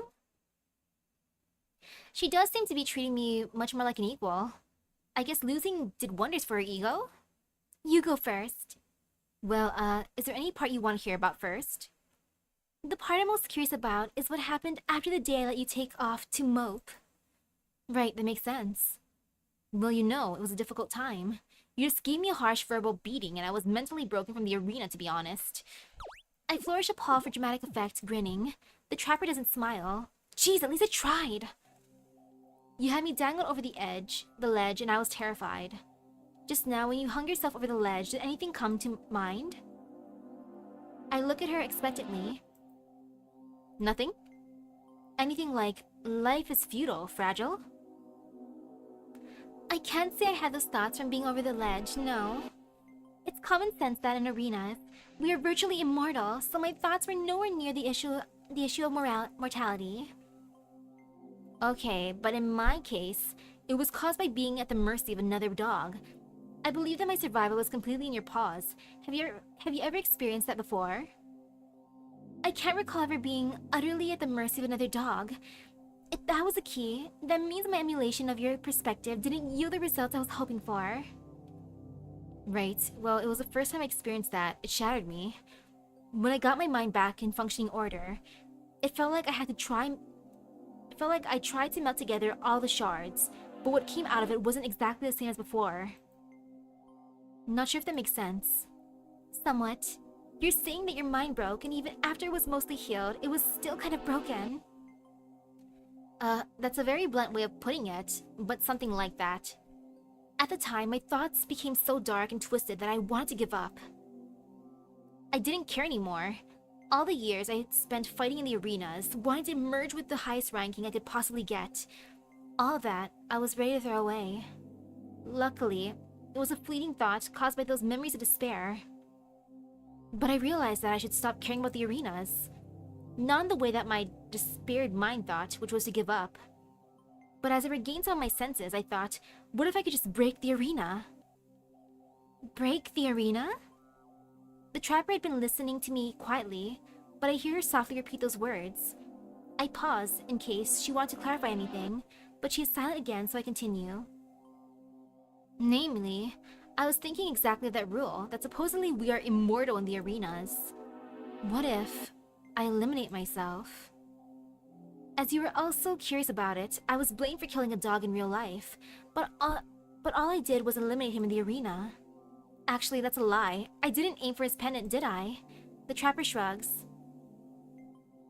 When I met you for the first time in Arena 12, I had long known that you were that dog, which is why I asked you about it, but you never gave me answers to that either. But after joining the Ari, it turned out it was quite an interesting case. The Ari had investigated, and I was able to access all the internal documents. The Ari's official explanation was that the deceased had latent health problems, and the life support hardware had a brief malfunction at exactly the wrong time. The case was closed, even though the Ari never found any malfunction in the life support hardware. That stuff is designed to slow down your metabolism, so much that even if you had some severe physical injury, you could still go through an arena that lasts a month. Huh. I'm not surprised the case was investigated by the Ari. It would be a fundamental flaw of the arenas. In the arenas, if you could use it all as a means to kill dogs in real life. Is that what you're getting at? Had that been your intention, to truly kill him? To be honest, I tell myself I don't know. But in that moment, I really did wish him dead. I've replayed that moment many times in my mind. I'm sure every dog has had thoughts like that, wishing to harm another, in fleeting moments of anger. But could that have caused his death? Anyway, that is what I was wondering after I was hung over the ledge. What if I could just stop following the rules of the arena? Inspired by the death in Arena 9 that I was blamed for, I wondered if I could actually eliminate myself. Even if official rules say that it's impossible to or even kill myself. So I came back up here and jumped off. And I broke the arena. What is that supposed to mean? Clearly you didn't die in the real world, so did you eliminate yourself? But then, how could you have eliminated me? Yeah, it turned out both my guesses of what the outcome would be of jumping off were wrong. If my understanding is correct, the arenas are programmed so that we can't eliminate ourselves by destroying our own pendants. Yes, that's right. We continuously test that out, and it's never failed. If your pendant was shattered by your own paws, you would not disappear from the arena world. The next dog to just touch your pendant would be technically listed as a dog that eliminates you. True. Upon impact with the ground from such a height, my pendant was completely crushed, but I didn't disappear. I guess I didn't even need to jump and suffer such a painful experience. So, what I used to win is this other version of the arena I was able to break into, though I'm not sure how I triggered it. Other version of the arena? Ooh, hello. In my head, I call it the copied arena, but I had this weird feeling that I shouldn't tell her that exact phrase. Names have power, especially since I use that term with a feather. I'll try to describe it while giving as few clues as to how to replicate it as possible. It feels like another dimension of the arena that participants aren't supposed to be able to enter. Like another layer. When I'm there, you can't see me, but I can see you. Another layer of the arena. My guess is that it's perhaps a testing layer of the Ari that used to program the rules of the arena, and somehow I managed to break into it. Does such a thing exist? To my knowledge, no. That is impossible. The trapper falls silent, as if turning over the possibilities in her head. As I wait for her to speak, the wind picks up. That means you could come and go in that world as you pleased, somehow, because you must have come back to the layer of the arena that I was in when you eliminated me. Sharp as ever, I was just getting to that. But on an unrelated note, it's kind of funny sitting here talking to you about all this. I agree, this is actually not what I was expecting to learn at all. Anyhow, I'm able to come back and forth to this other layer, which made it ideal for me to observe you and position myself, while staying completely invisible to you. And you said that you have no idea how exactly you triggered this? Well, my original hypothesis was that jumping and crushing my own pendant was a catalyst to send me to the other layer, but after winning the feather, I changed my mind. Obviously, our Arena 12 occurred before I won the feather. But with the feather, I learned that its power could be used to peel back layers in reality, even to other worlds. So what if there is some remnant of the feather's power that can be accessed in arenas without formally attaining it via top ranking? That's the best guess I have. That does seem possible. It ties in with the Ari's purpose of awarding the feather as well. She trails off, but I get the feeling she's trying to gather her thoughts to say something important. Okay. Since it's part of the conditions you set, I'll tell you the purpose of the feather. I think you understand then. Sure. I'll give you some background about the Allocated Reality Institute. I imagine you already know some of the Ari's history, but its internal workings will be new to you. The Ari is the highest authority in the island. We facilitate arenas, whose purpose is to determine the Shiba Inu's ranking on the island. It is mandatory for all dogs to participate. The purpose of the rankings is, in turn, to separate the good dogs from the bad. Good dogs will have a better allocation of reality. Bad dogs will be allocated the opposite. Although it's ironic that we say allocate the reality, because each dog is actually the one responsible for the allocation of their own shared reality. The Ari simply facilitates. But as you can imagine, there might be dogs that do not like this method of allocation. So the Ari added a safeguard. The Feather of Reality. In fact, the feather was an artifact of Shiba Inu's. The feather holds the power to alter reality directly. In the days of the ancient Shiba Inus, a group of elite Shibas used the feather to create a virtual world in which dogs competed. These competitions were used to determine which Shiba Inus were of suitable caliber to become new members of the elite group. As centuries passed, this group became more structured and would eventually become the Allocated Reality Institute as we know it. As technology advanced, the Ari developed software to take the place of the feather's virtual worlds. That's how the arenas came about. But since the software to facilitate arenas was based on the past virtual realities created by the feather, it could be that there are some feather-like features that should have been removed but were not. We analyzed the data collected on every single arena. There have been only 2 known anomalies for the last 50 years. The Arena 9 instance where the dog died and the Arena 12 instance with you and I, both of which you were involved in. Which brings us to the purpose of the feather. The Ari conducts stress testing on all aspects of the arena software. 2 centuries ago, when an emulation software that was just being developed, the leader of the Ari always won the playtest rounds no matter what. In official records, the Ari just concluded that it meant the leader fully and truly deserved the title and power to lead the Ari. But the other members actually suspected something more. They suspected that the leader was able to cheat the software, but didn't report it. No harm was ever caused. Subsequent testing without the Ari leader worked fully as designed. However, just in case, the Ari wanted something to guarantee fairness of the Ari software. If there really existed a loophole in the widely distributed arenas, it would become a problem for future generations. So, after they developed a stable version of the arena software, they used the feather reality itself as a safeguard against the possibility that any dog could break the arenas. Of course, I was clueless to all this just like you, when I was a participant in the arenas. So you're saying I could be that dog, like that past Ari leader? Perhaps. Your involvement in the 2 strange arenas gave the Ari enough reason to keep an eye on you. And yes, it's a visual novel about dogs. Just based on the name, I thought it would be cute, but no, it's like it's an action-packed mystery. Gah! Now that I've admitted to you I've been accessing a part of the arena that isn't supposed to be accessed, aren't you going to rat me out to the Ari as a cheater? Well, no, that's not the point. Imagine the buzz on the island when our newly anointed bearer of the feather just up and left the island. That was right after I joined the Ari, since I had completed all my arenas, finalizing my ranking at 98. However, compared to the general populace of the island, dogs within the Ari seemed unsurprised, almost like your departure was to be expected. So, they would prefer that dogs like me to be gone and not to cause trouble for the Ari. That's right. And the social order made by the arena rankings would never be broken. If they had a mechanism to get rid of dogs that could cause these problems, there would be no problems.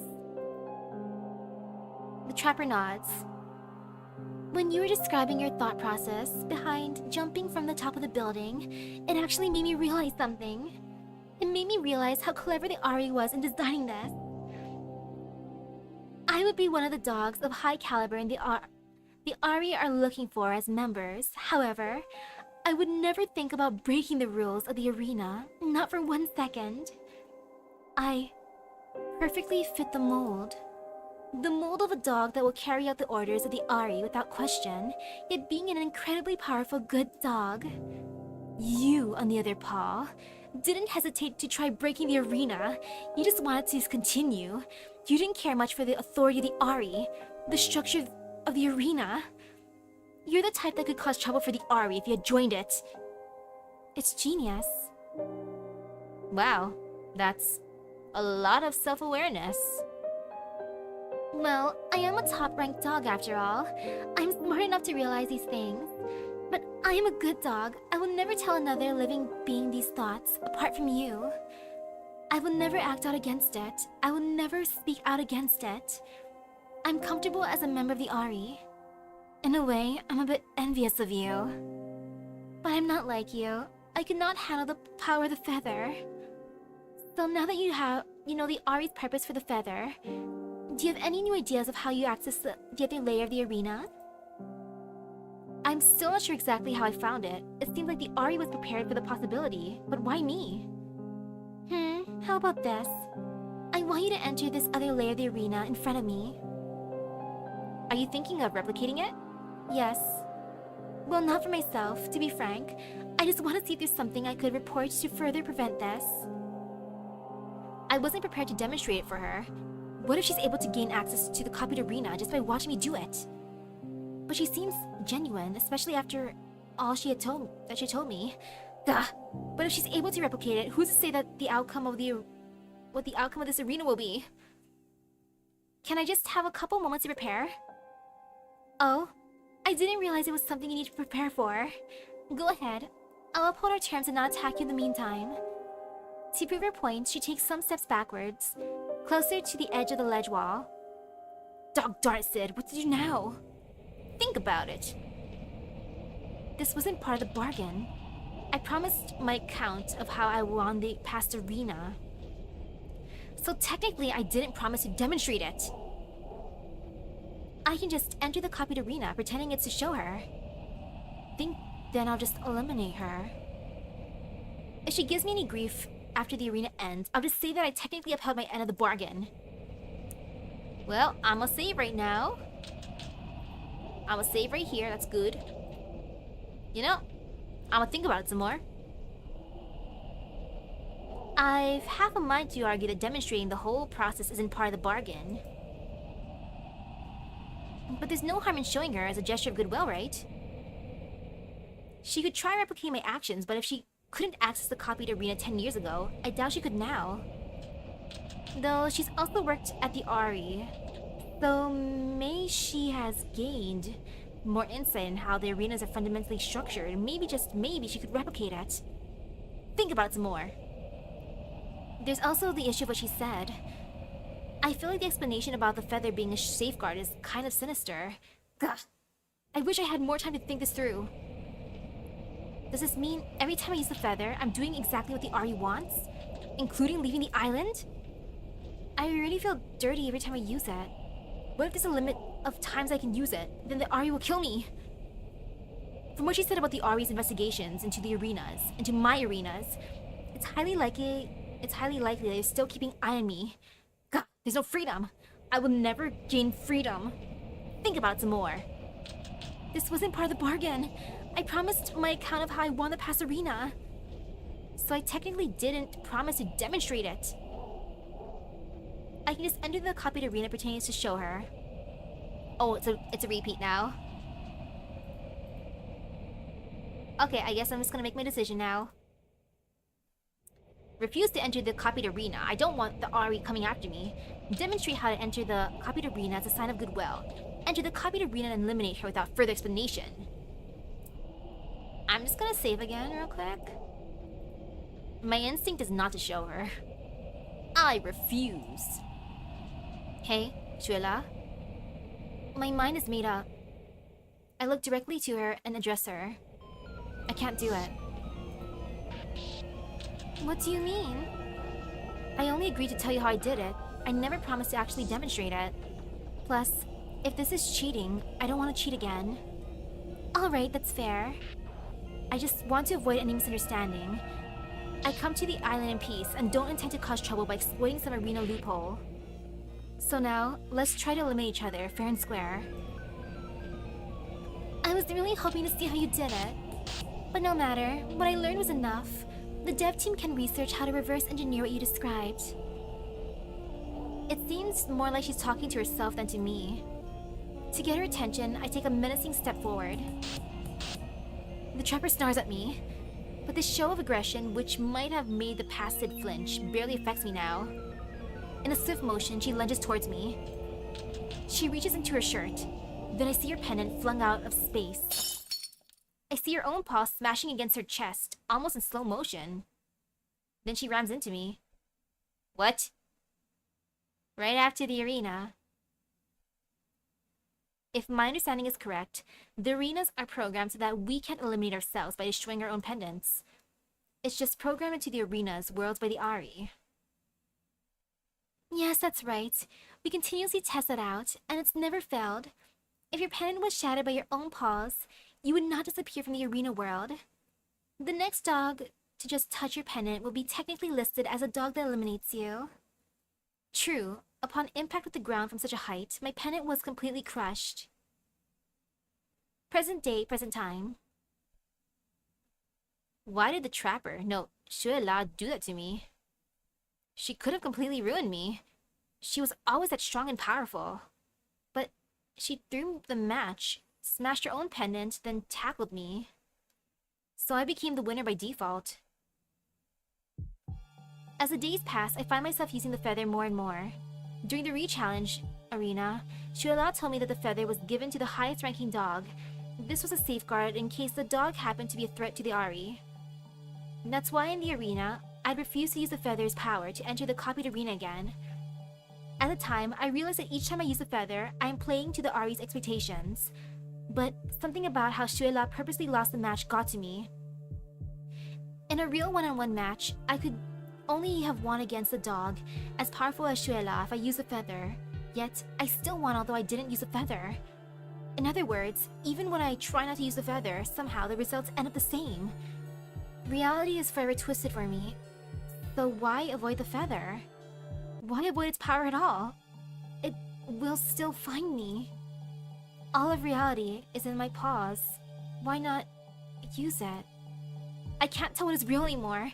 I can't even tell what reality is anymore. The end. What? Eh? Wait, what? Wait, eh? What ending did I get? What? What? Wait, what? Is this really the end that I got? Wait, what? Did I just lose my mind? Oi! I don't like that. What? Wait, did something else happen? Whoa!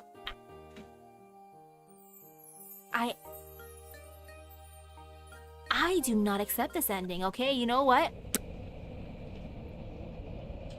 I going to enter the copied arena and eliminate her without further explanation. With my mind set on betrayal, I pretend to still be busy preparing. I'm just going to act nonchalantly until she looks away. I occasionally glance at her from the corner of my eye. The trick is to not move my head, but to just my eyes. If I make eye contact, I blink, and when my eyes open, they're fixated on the ground in front of me. Alright, she's looking that way. Feather, let me go to the copied arena. In that split second, the trapper's eyes snapped back to where I was. Heh. I stalked towards her, curving slightly to the right. I hadn't realized it would be this sudden. But before you eliminate me, which I assume is the plan, let me tell you one thing. I can do that, I suppose. I stay silent, waiting for her to speak. If you were able to access Serena Lair, even before rightfully claiming the feather, then by all means, you deserve the win. I just want you to know one last truth that I learned from working in the Ari. Our goal is to separate good dogs from bad dogs. Sid, you, with the highest ranking you are, without doubt, the best dog that Shiba Island has to offer. For each high-ranking dog, there are multitudes of lower-ranked dogs because of the pyramid structure of the brackets. Have you ever wondered why there are beef dishes, but you've never seen the animal we call cows in the island? And I'm not talking about the synthetically produced flavors. Is she trolling me? Look, think about it. The island is small. There's a large population of dogs, too large for the size of the island. You see what I'm saying? To ensure that dogs living on the island are indeed worthy of taking up the space, the Ari is necessary. She stares ahead even more intently. Eliminate me right here. I don't want the feather, but please, take it, and as a condition, allow the Ari to continue doing its work. This is unbelievable. I don't want to know about this. Why are you telling me this? I suppose she's saying that I effectively killed so many dogs by participating in the arenas. But literally every dog has. Everyone's just as guilty as me. She's saying it's necessary. So yeah, I'll keep the feather as she suggests. I don't care about the Ari's mission. It has nothing to do with me. And so I move behind her and leap out of the occupied arena. Barreling into her from behind, I wrap my legs firmly around her, feeling up her torso. Aha! Found it! For good measure, I blink back into the copied arena. It'll be like I'm teleporting all around her before I eliminate her, once and for all. Positioning myself at a better angle, I leap back into the real arena, aiming straight for her pendant. Congratulations! Gah! This is so embarrassing. I feel like I just drooled all over while I was passed out. Feeling slowly returns to my limbs as I move my paws and stretch my legs before pushing myself upright. Losing my balance, I collapse on myself, but with a second attempt, I lean onto the wall in a more dignified position. How is it that re-challengers are always the ones that wake up faster? I get my bearings. I'm in what looks like a library? Ooh, hello, how's it going? Pretty good. I got one ending so far where I start questioning reality, but it's okay, you know? That was one ending. I want to find for the dog, though. The trapper, or I should say, Shuela, as she's no longer the terrifying trapper to me, looks impassively at me. Where is this? You're in my office. It might be too late for an apology, but I had you brought here because it was more convenient. She basically kidnapped me. A long time ago, the two siblings lived in a structure made of obsidian. They playfully called it Obsidian Rock. Floating stairs led up to the two entrances, one on each side of the rock. On the west wing were the quarters of the sister. She woke late in the day and watched the sunset. Her domain was a night, for she could not fall asleep. On the east wing were the quarters of the brother.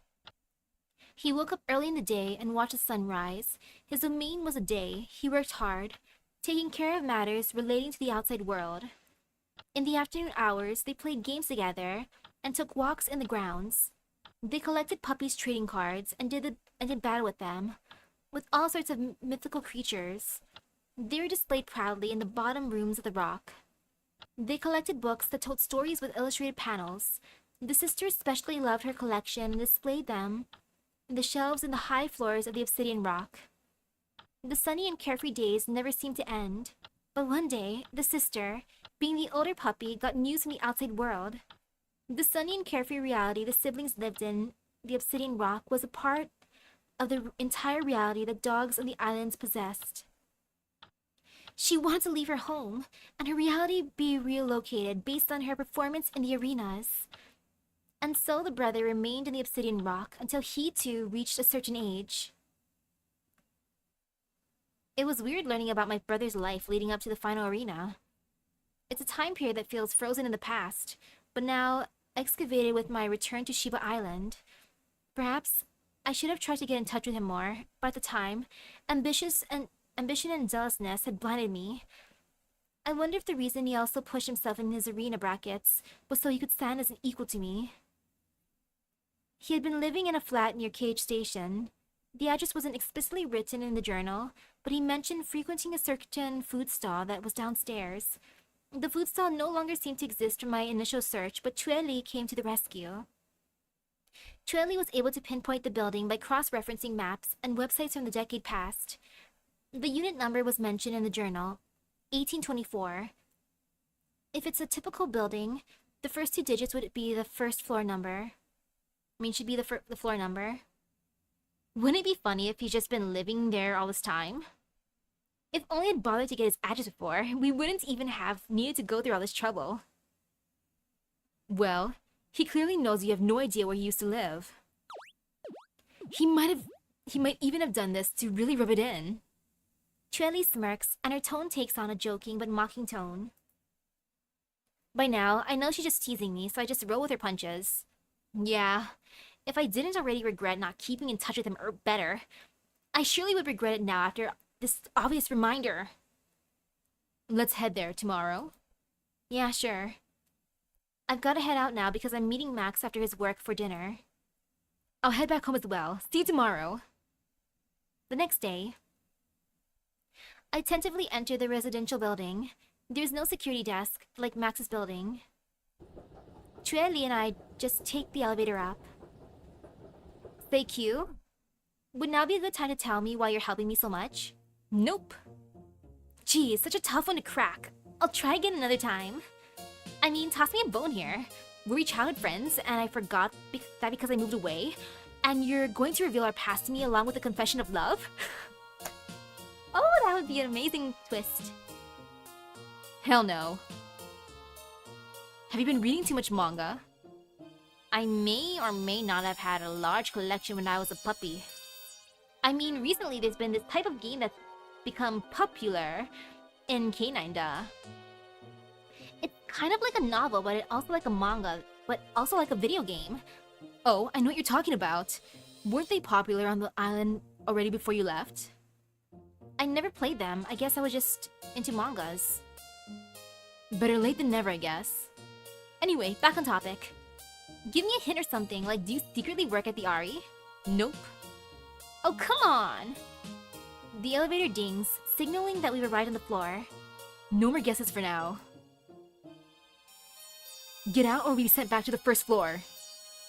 She nudges me with the top of her head. Maybe she's my brother's lover. Okay. I want to know sooner or later, I tell you. Okay. Li mimics my tone. I groan and make a face at her. We follow the hall to number 1824. Here goes. I try to open the door. Locked. Okay, Commander. What are you going to do this time? Just going to use a feather. Just cautiously abusing my power, you know? I wonder if your brother would disapprove. I'm not sure, actually.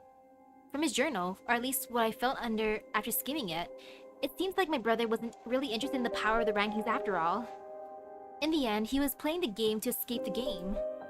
He always disliked troublesome situations, and he wrote that he thought that the power wasn't worth the drama and jealousy all that jazz. Seems like he realized that way before you did. What an enlightened dog.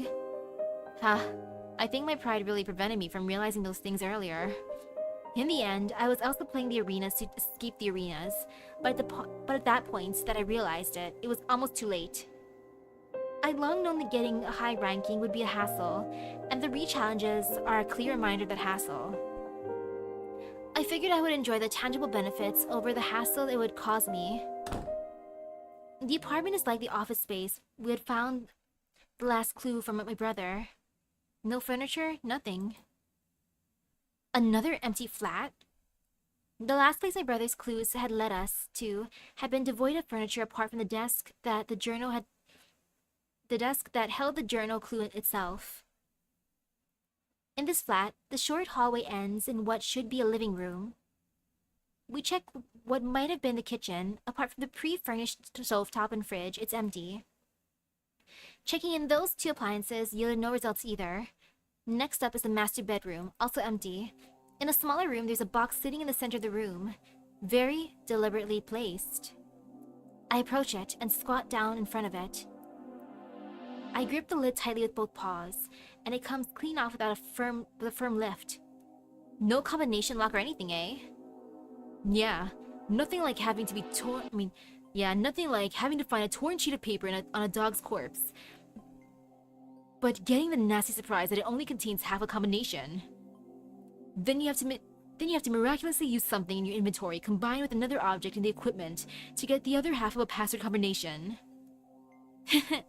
That seems oddly specific. I play too many video games. Alright, let's see what we have here. A circular item is nestled on a soft material in the box. 8 orbs glow brightly, the 9th one dim. Around the 9th orb, 9 small orbs glow. What is this? Rank 99. Like my pendant, this pendant is unique on the entire island. I leap to my feet unconsciously, slack-jawed as the possible meanings crash over me. Does this mean? Chueli covers her mouth with a paw, her eyes wide. A dog without their pendant could only be...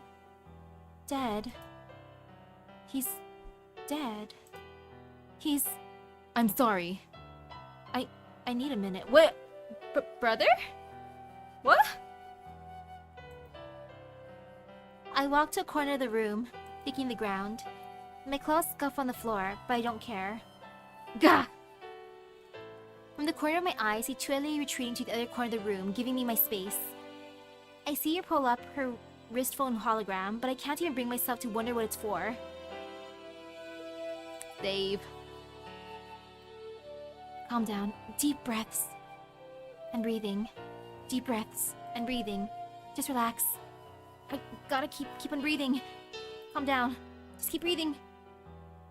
A dog without their pendant. It's fine to be without it temporarily, like 10 minutes. We've all known this since puppyhood. It's common sense. Like the purpose of the arenas, we were repeatedly told to never be separated from one's pendant. I even wore it on the whole time I was in K9da. Junwen left us here for a reason. Wait. I haven't even picked it up. What if it's not even real? I make a sudden dash for the box and snatch the pendant out of it. At the touch of my paws, the pendant starts glowing and humming. What is this? A hologram? A hologram is being projected from the 9th orb. Originally the only dim orb is now with a teal color reminiscent of my wrist phone hologram. Junwen, REOS, hey Sid, with this, you can find me wherever I am. I hope you haven't made this journey all alone. It's going to be a little tricky though. See ya. Brother, really? What? Oh my dog. So he could be alive even though the pendant isn't on him? But it could be pre-recorded. Doesn't mean he's alive. But this means we're not at a dead end, eh? And your brother seems to have hacked the pendant. Chueli peers curiously over at the hologram. It looks like it's combined with some wrist phone technologies. Try touching it? Okay. I hover my paw over the screen and try to tap on the sides to return to the main screen, but unlike my wrist phone, it doesn't seem to register. I try some of the gestures, but then remember something. I try touching the orb where the hologram is projecting from. Alright, I'm a pro at wrist phone first-time activations now. Good job. I don't think it was helpful. The main menu is blank. Do you mind if I take a look? Sure, of course. I might need to tinker with it a little. Like, I probably have to take it apart. If there's anything hidden in it, that's the only way I can get to it. Alright, I'm sure Chunwen wouldn't mind, if he's even around to mind. Don't say that. He left you this after all. He intended for you to find this, to tell you something. It's not a dead end. I don't know what to think. I just came to one of the most certain and despairing conclusions of my life, only to have hope given to me again. Without Chueli's help, I wouldn't have been able to make it here, nor proceed further. I let out a shaky breath. Thank you, Chueli! I bound up to her and embraced her. Her fur is soft and smooth to the touch. I lean into her, and she wraps her forelegs around me. Hey, it's alright. She rocks me and hums, and rests her head on mine. Surrounded in her warmth, it feels so quiet and comforting, like a shield from anything that could harm me. If you weren't here on the island, I would have sworn you are just like her. What? Her who? Just like who? Yeah, just like who? I can feel the hum when she speaks through the embrace. It's nice. There was a Labrador family that took me in when I went to K9Da. They were so kind to me. And I just left them without saying a proper goodbye. Like, I gave them a week or two's notice that I might be gone for a while. But on the day that I really decided, I didn't tell them. I think I sent a text to the daughter. Her name was Kuili. You remind me of her.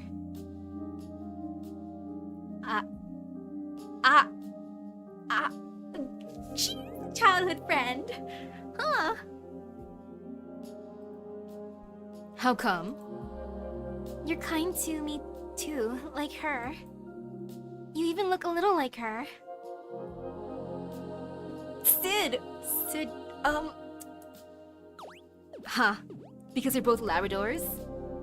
No, not just that. I wiggle out the embrace. I need to see her facial expression. As expected, she's smirking. Do Labradors all look alike now? I make a face at her. Well, you look different than enough that I don't think you're her in disguise. I stroke my chin exaggeratedly, in deep thought. Then I pounce on her, grabbing her fur and ruffling it. Are you Quilly under the skin? I'm gonna pull off your disguise. Ow, that hurts! Jelly mocks and whimpers and rolls to the ground onto her back. I debate pouncing on her while she's weak on the ground, but decide against it. I mean, why would I even do that? Arena instincts are hard to shake sometimes. That's it. Serves you right. I do, however, reach out a paw to her and pull her back to her feet. Come now, let's see if there's anything in my brother's dearest pendant. The arenas. I wonder how Sid is doing now that she's gone to the capital. I think it'd be nice to join her there. I am younger after all, so it's fine for me to progress through the arenas a bit slower than her. But I feel this pressure to be doing just as well as she is. A troublesome pressure. We have a rare opportunity to move around as we please, although we are still puppies. It's all thanks to our rankings, but I tire of this. It's so troublesome. I wonder if I just declined the arenas, what would happen? Sid said that she met grown-up dogs in the early arenas before, forced into the arenas though they had rebelled against participating in them as puppies. That might happen to me. Then the Ari would keep an even closer eye on me. If I were caught not participating in the arenas, that would be even more troublesome. So maybe another way then. I'll join Sid in the capital first, and figure something out. If anything, I wonder what she'll be like when she gets the feather of reality. She seems so susceptible to its real purpose. And that is precisely why I feel the arenas will work in her favor. Maybe somehow I can make sure she doesn't lose herself if she gets the feather. What? Brother? Later that evening, I'm back in Max's apartment on call with Chueli. Chueli has Chunwen's pendant files open on her wrist phone. She explains that she was able to make a wireless connection to the pendant with her wrist phone and, from there, access the chip that my brother had slotted into it. Aha! Chueli shows me the screen displaying a map. See this? Gesturing with a paw, Chueli draws my attention to a faint, small light on the map. We've gotta go there. Chueli, you're amazing! Nah. You would have known how to do this if you lived on the island these past years. Humph. Even if I used the feather, I couldn't do this without waiting another couple years. I'm glad you're my team. I'm glad too. But don't thank me just yet. I'm trying to figure out where the map actually shows. You see, there are no street labels or geographical markers. Right now, I'm running another image match search, but it's going to take a while. Sure thing. I can wait for as long as it takes. Can you zoom in and out? Not that I can tell. There are other image files that this application includes, but only this one has the dot marker thing. One sec. I'll send all those files to you. Maybe you'll recognize something. She swipes a couple times on her interface, and I get the notifications from my wrist phone. I lean back and pull up my hologram interface to download the files. It feels like it's gonna be a long night. Later that night. I pore over the map images, trying to recognize any familiar place. If they were from my years in Taipa, I might have been able to recognize something by sight. As the maps aren't even colored, I can't tell what might be a park or river, which would have made the process much easier. However, there have been the odd places I've lived in, and possibly my brother had lived in throughout the arena process. Of course, I could try visiting all the places that I remember, but I feel that this clue was left behind so I could precisely pinpoint something. Could it be the Obsidian Rock? Though, hadn't that place been demolished ages ago? I take out the journal and try to find any clues or more references to locations, and look them up on Woofle maps. Nothing seems to match. Other than the place where he lives and where we found his pendant, most places he mentioned in the journal are just food places or manga rentals, video game arcades he frequented and such, none of which seem to match up with the image files. Several hours later, Brother's not making this easy. Yeah, there doesn't seem to be anything I can find that matches. Any luck on your end? Still running the image search. I'm using an algorithm I made some time ago, but since the images aren't colored, it deprives me of an important feature I had in my original algorithm, which I spent some time tweaking. I'm using the map files of the entire island available in public domain, so it's quite a large undertaking. Do you think there are any geographical regions I could target first, other than the capital? It would shorten the time compared to doing it in equally weighted blanket search.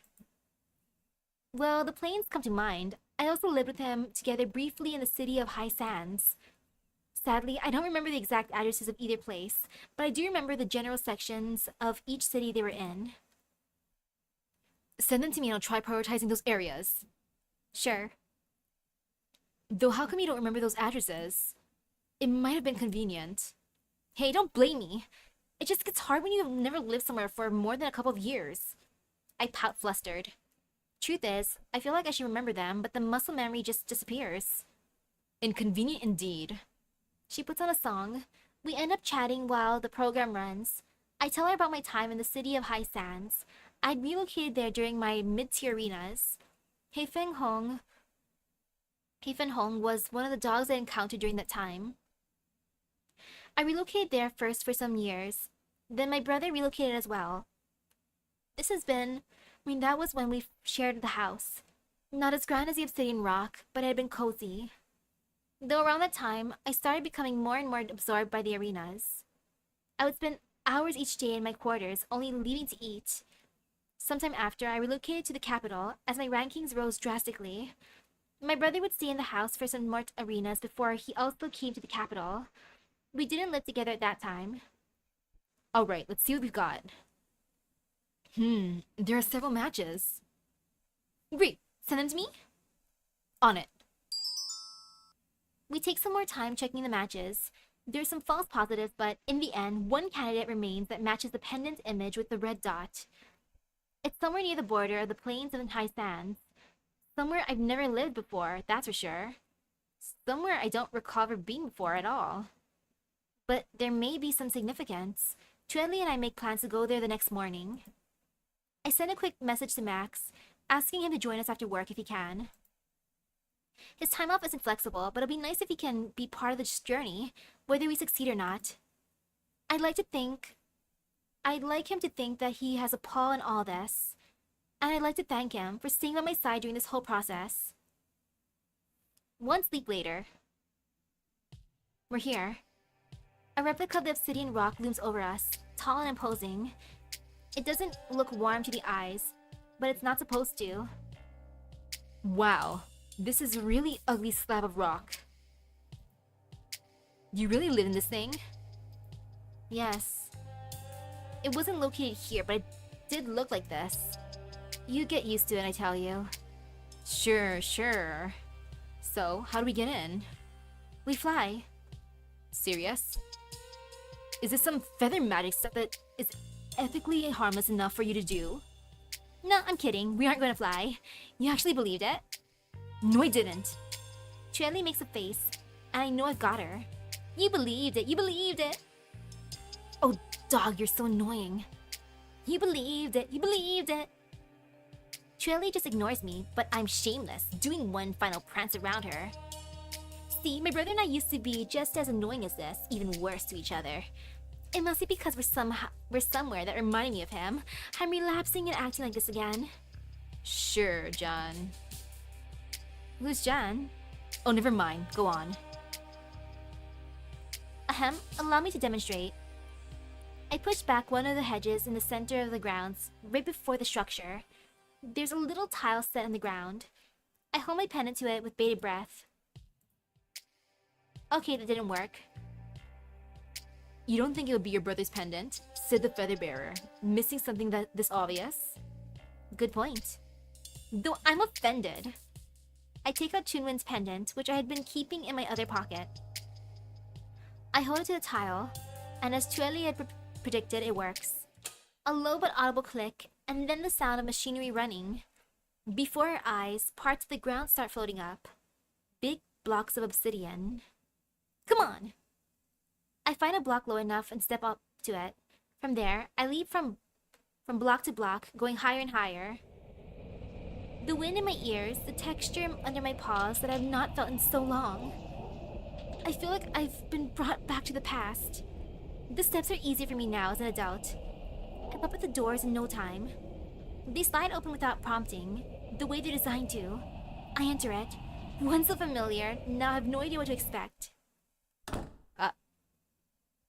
You made it! A voice comes from above. Brother! Brother! It seems like it's from a speaker. Brother, what game are you playing with us? Chunwen! I have no idea if he can hear me, but he seems to be able to see me. Wait, hold on. The door that blocks this room from the rest of the house slides open. Let's meet in the middle. From my memory, the middle was the room that could be reached from the corridor that joins the two of our rooms.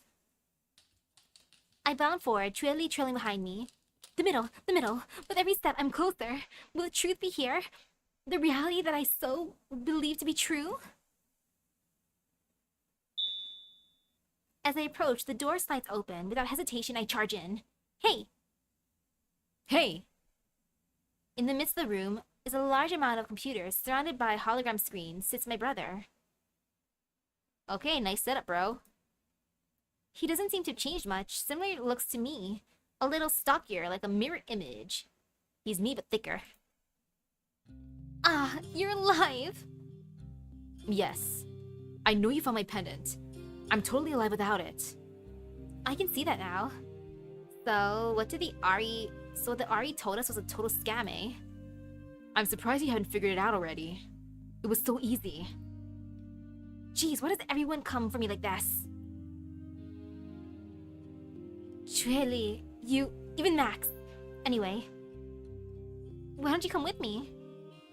We can leave the island if you want. I predicted you proposed something like that. But before that, I need to tell you some things.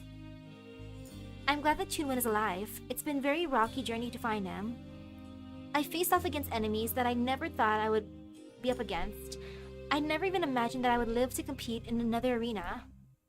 And yet, when I thought I reached the light at the end of the tunnel, it turns out that it was the headlights of a train. Only realizing at the last second, as it runs over me, Chunwen told me that he no longer wished to have any contact with me. He had observed my behavior after my return to the island and concluded that I wasn't mentally strong enough. Brother, why? What the... I spent all this trouble to look for you, bro. And now you do this to me? Huh? Can I just punch Chunwen? I have no idea what his standards of being mentally strong is supposed to be, because I didn't know. How was I supposed to live up to it? In the end, whatever overcame, it wasn't enough for Chunwen. I don't understand why, but it wasn't enough. I wasn't enough. Why did I even come back to this island? I tried my best, but in the end, it was all for nothing. Why? Why did I suffer so much at the pause of this island, this whole system? I never asked for this. Just take it all. My ranking, the feather, everything. Just give me. I just want to live without all this. Is that too much to ask? Am I not a canine being? Do I even have dignity if all I am to other dogs is a wielder of the power, a prize they want for themselves? I made the wrong choice. I should never fell for the temptation of the feather. Shiba Inu, since the beginning of time, have been falling for this. The Ari has us fooled. From our births to our graves, had me fooled. I shouldn't have come back. This entire trip was just a repeat of everything that caused me to leave in the first place. I'm leaving. And damn the Ari. They're going down before I leave. Hey, who are you? You can't be here. You can't enter here. Feather, send her away. I wave my paw at her, and she fades away, like pixels being erased. What kind of endings am I getting tonight? First, I doubt reality, and now I'm on my villain arc for reals. Oh, wow, the feather can do that? In a scary way, it looked like how eliminated dogs were disintegrated in arenas. The guard out of the way, I stormed down the hallway. Feather, tell me where Shuela is. Of course, she would be on the highest floor of this cursed building. A monument of pain and suffering this entire building is. The floor is vibrating. Dogs are in the vicinity. A squad of Shiba Inus rounded the corner and are charging straight for me. Instinctively, I flattened my body, ready to dart in the opposite direction. No, Sid. You will not be deterred. I raised myself to my full height and faced them head-on. Feather, send it away! The dog at the very front is frozen. Then it starts dissolving in particles, just like the first guard. I bark as loud as I can at them, my voice reverberating through my body to the hall. I am Sid, the feather bearer. In the spur of the moment, I reach out to grab my pendant. My paw poised in its clasp before my conscious mind has fully processed the situation. What matters is that the guards have stopped, one of them reaching out a paw to stop the others. They're talking amongst themselves, and I bark once more at them, impatient for a response. You hear that? I'm here to find the Shiba Inu, Shuela. Once the guards come forward, not speaking. And one of the guards comes forward, not speaking. Once it has closed half the distance between us, it pauses and bends down slightly, in a half bow. Okay, then I suppose I want to do this peacefully. Once it has raised its head back from the bow, I mute its eyes and tilt my head questioningly. Still, without speaking, it gestures to the end of the hallway, then it beckons to me. What do you mean? The guard repeats the motion, pointing first to itself, then to the end of the hallway, then to me again. You want me to follow? Warily, I move towards it, on guard from any sudden movements from the group of guards. As I near them, the group members all lower their heads neatly in sync, as if choreographed. Am I getting some sort of VID treatment here? The group then turns away from me and slowly starts trotting towards the end of the hallway. The dog that first approached me, the leader I suppose, gestures again for me to follow. We pass through the halls and halls, big open areas that just connect to each other, one after another. Once we reach the wing where the feather had shown me, we start heading up a tower-like structure. The dogs we pass on the way, perhaps seeing my entourage, also half bow to me. Either it's the guards or, I wonder, they are all interested that I'm the feather bearer? After all, I'm the top dog of this whole system that they painstakingly created and maintained for centuries. The system that I'm going to dismantle right in front of Shuela's eyes. I can't wait to see that look on her face. The whole guard fleet enters the wide elevator. The material of the surface is so black that I would have thought I was in pitch darkness, if not for the fact that I could still see the other dogs perfectly. Now used to it, I follow them inside without hesitation when the leader beckons to me. The door closes behind me with no audible motion from the guards. Then so smoothly, I almost didn't notice it. It rises in motion. The only hint is the inertia I feel in my stomach. The door slides open again, and I blink to adjust to the light. The guard dog points ahead and nods at me. I can go ahead? It nods once more. I step out, and as soon as my full body is out, the elevator doors close, so quickly and smoothly that I almost don't see it. And just like that, I'm done. I'm alone. I'm in a hallway that is quite ordinary looking and not especially wide. I guess I was expecting something grand for such a high-standing member of the Ari. Even without explicit direction, I head forward. It seems like the only way to go. At the end of the hall, there's a plain-looking set of wooden doors. Around eye level, squares of frosted glass set in the wood prevent me from seeing through. Hello again, Sid.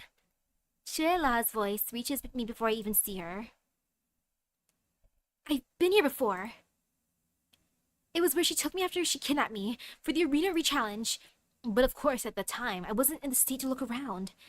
The office is filled from top to bottom with books. Not just any type of book, print books. It's an odd yet awe-inspiring sight. Shuela is sitting at a desk, similarly surrounded by piles of books. She's looking at me with such a relaxed countenance. I could have been an old friend coming by to ask her to join me for lunch. Welcome, have a seat. I glared defiantly at her, as if questioning why she isn't treating me as a threat. Do you know why I'm here, Shuela? I think I have an idea, yes. I raise my voice. Well then, aren't you afraid? Her glance drifts off to a page in the book in front of her, before lazily looking at me again. Not particularly so, unfortunately. That's a pity. You will be. I'm going to destroy the Ari, and you are going down with it. You'll regret the day that you let a dog like me gain the power of the feather. You've brought about the end of yourselves. I'm practically begging for some reaction from her at this point. And what are you going to do after we, the Ari, are gone? You and the feather are forever bound. I'll do what I want with it. The Ari gave it to me. You gave it to me. When you gave up your chance to take it away. Shuela nods absentmindedly, as if more a response to her own thoughts than a reaction to what I said. So it has come to this. Finally, the Ari has chosen the wrong feather bearer, huh? Yes, you get it now. You made the wrong choice when you pissed off your feather bearer. Yes, this means the Ari truly has failed. Humph, as long as you admit that.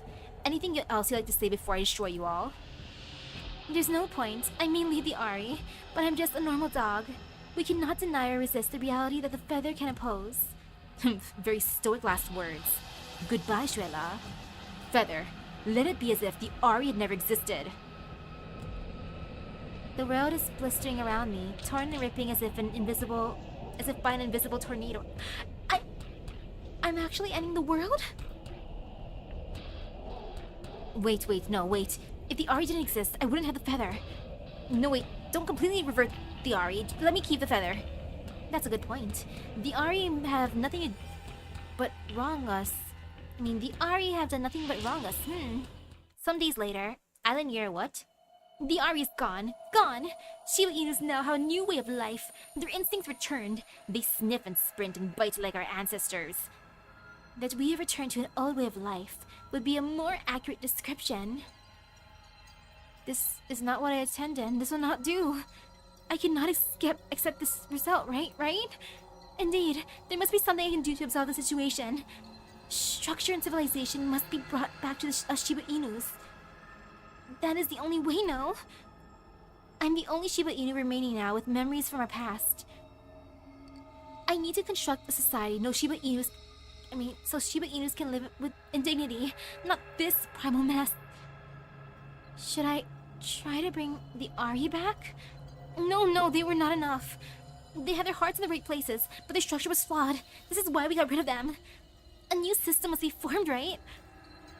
It is my responsibility as the feather bearer and the only surviving Shiba Inu of the enlightened period. The Ari might have done more good than I. No, stop this. The Ari's gone. Your wish and the feather have made sure that is a reality that cannot come into existence again. Your thoughts go round and around. What we need is some action. A new system shall be the solution. With us at its head, Shiba Inus must act according to the rules. They must interact according to the rules. Arena rankings were a proxy for that, but this time, let us lay down the laws. We are henceforth Sid the Shiba Grand, ruler of the Shiba Inu Island. Oh, I'm fine with this ending, actually. Sure, I might have destroyed society, but I am the Grand Ruler. We are Shiba Inu, but for the good of the Shiba Inus below us, we take on this responsibility. This is our reality. The end! Yay! I'm the ruler now! I don't know how I feel about this ending, too. You know, I'm just curious, would something else happen if I choose a different thingy? Like, don't mind me, I just want to see what happens if I do something else. Demonstrate how to enter the copied arena as a sign of goodwill. Alright, I'll tell you exactly how I enter the other layer. I raise my voice since we're still far apart. I'm listening. The trapper doesn't move, which is fine by me. She's indicating that she's not going to attack. Close your eyes and think. Think these words. Take me to the copied arena. And with that, I'm in the copied arena. She stares blankly at me. Rather, she stares into the space where I was, since I haven't moved. Just to make sure I walk towards her, stopping when I'm just a pause reach away. She doesn't move, her gaze still fixed on where I was. Just like that. She closes her eyes. I can't do it. No surprise, huh? To my surprise then, she reaches in her shirt and takes out her pendant. It swings loose from her neck on a chain. Go ahead now. I've gotten my answer. Eek, why do dogs have to be so dramatic? But sure, if she's offering, I have no qualms about eliminating her now. And with that, I jump back into the real arena, swiping the trapper's pendant squarely, making sure to blink back to the copied arena right away. Congratulations! Good. Okay, same thing so far. Oh, I wonder if this is different kind of ish? Me being like, feeling slowly returns to my limbs as I move my paws and stretch my legs before pushing myself upright. Losing my balance, I collapse on myself, but with a second attempt, I lean onto the wall in a more dignified position. Okay, never mind, same thing. Library? Where is this? My office? Yeah, she moved me here. And then I guess I press skip. And then deep breaths. Deep breaths. Deep breaths.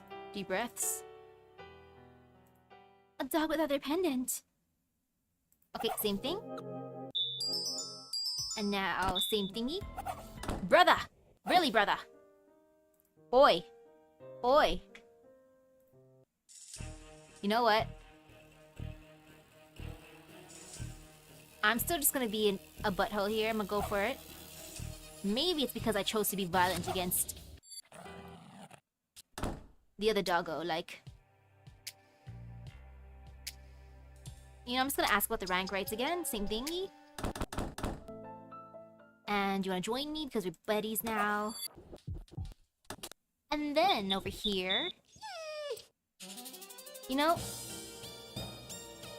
I hope you'll change your mind, but I'll do it. Maybe that's a thingy that I need to do again. Because, oi, I do not like my ending. Actually, no, I'm fine with it, like I said. I'm the Grand Ruler. I'll do it. But you're going to... I mean, I hope you change your mind, but I'll do it. I'm just going to be honest here. Maybe this partnership will be only temporary. I hope you change your mind, but I'll do it. Okay. And then the same thing afterwards. Okay. Well, I went upstairs to hunt the trapper. Yay! And then... I'm still gonna go outside. Okay. And then I'm gonna think about it. And then I made my decision. I will be a good... You know... Let's just... Goodwill. And now, deep breaths, deep breaths, deep breaths, deep breaths. Brother? Brother? Well, this is my destiny. I guess I am going to be the Grand Ruler. You know, I'm gonna accept that actually. Brother was mean anyways. Why do I want to be with him? Silly me. I got to see him and he rejected me because he said that I'm too weak. Well, joke's on him. I am the Grand Ruler now. You know, I'm satisfied. I got to see his face and then bam. Heh. Actually, I'm just curious. I am very curious. Okay, somewhere with the Shiba Inu. Shiba Inu. Okay. Okay. Let's see. Oh no, I did not mean to click on a thingy. Boop. Don't mind me. Teehee. Okay, let's see how this goes. Do.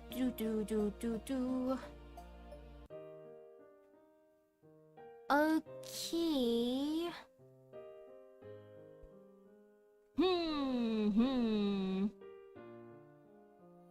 Okay, just trying to look around.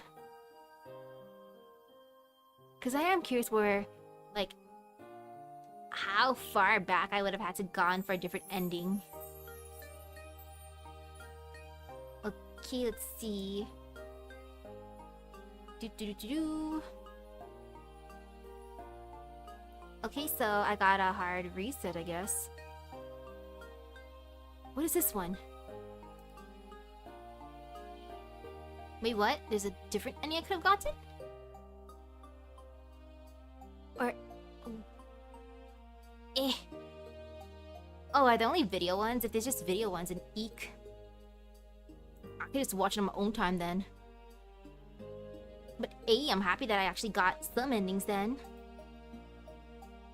Still a little, like, meh. But it's okay. It'd be fine, right? Sobs.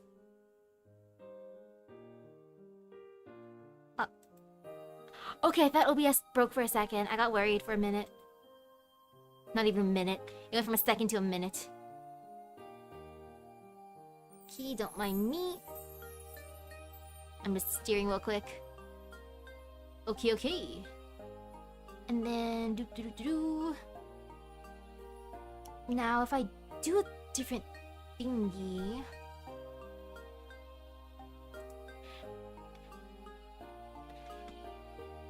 Yeah, I'm just fine with my ending actually.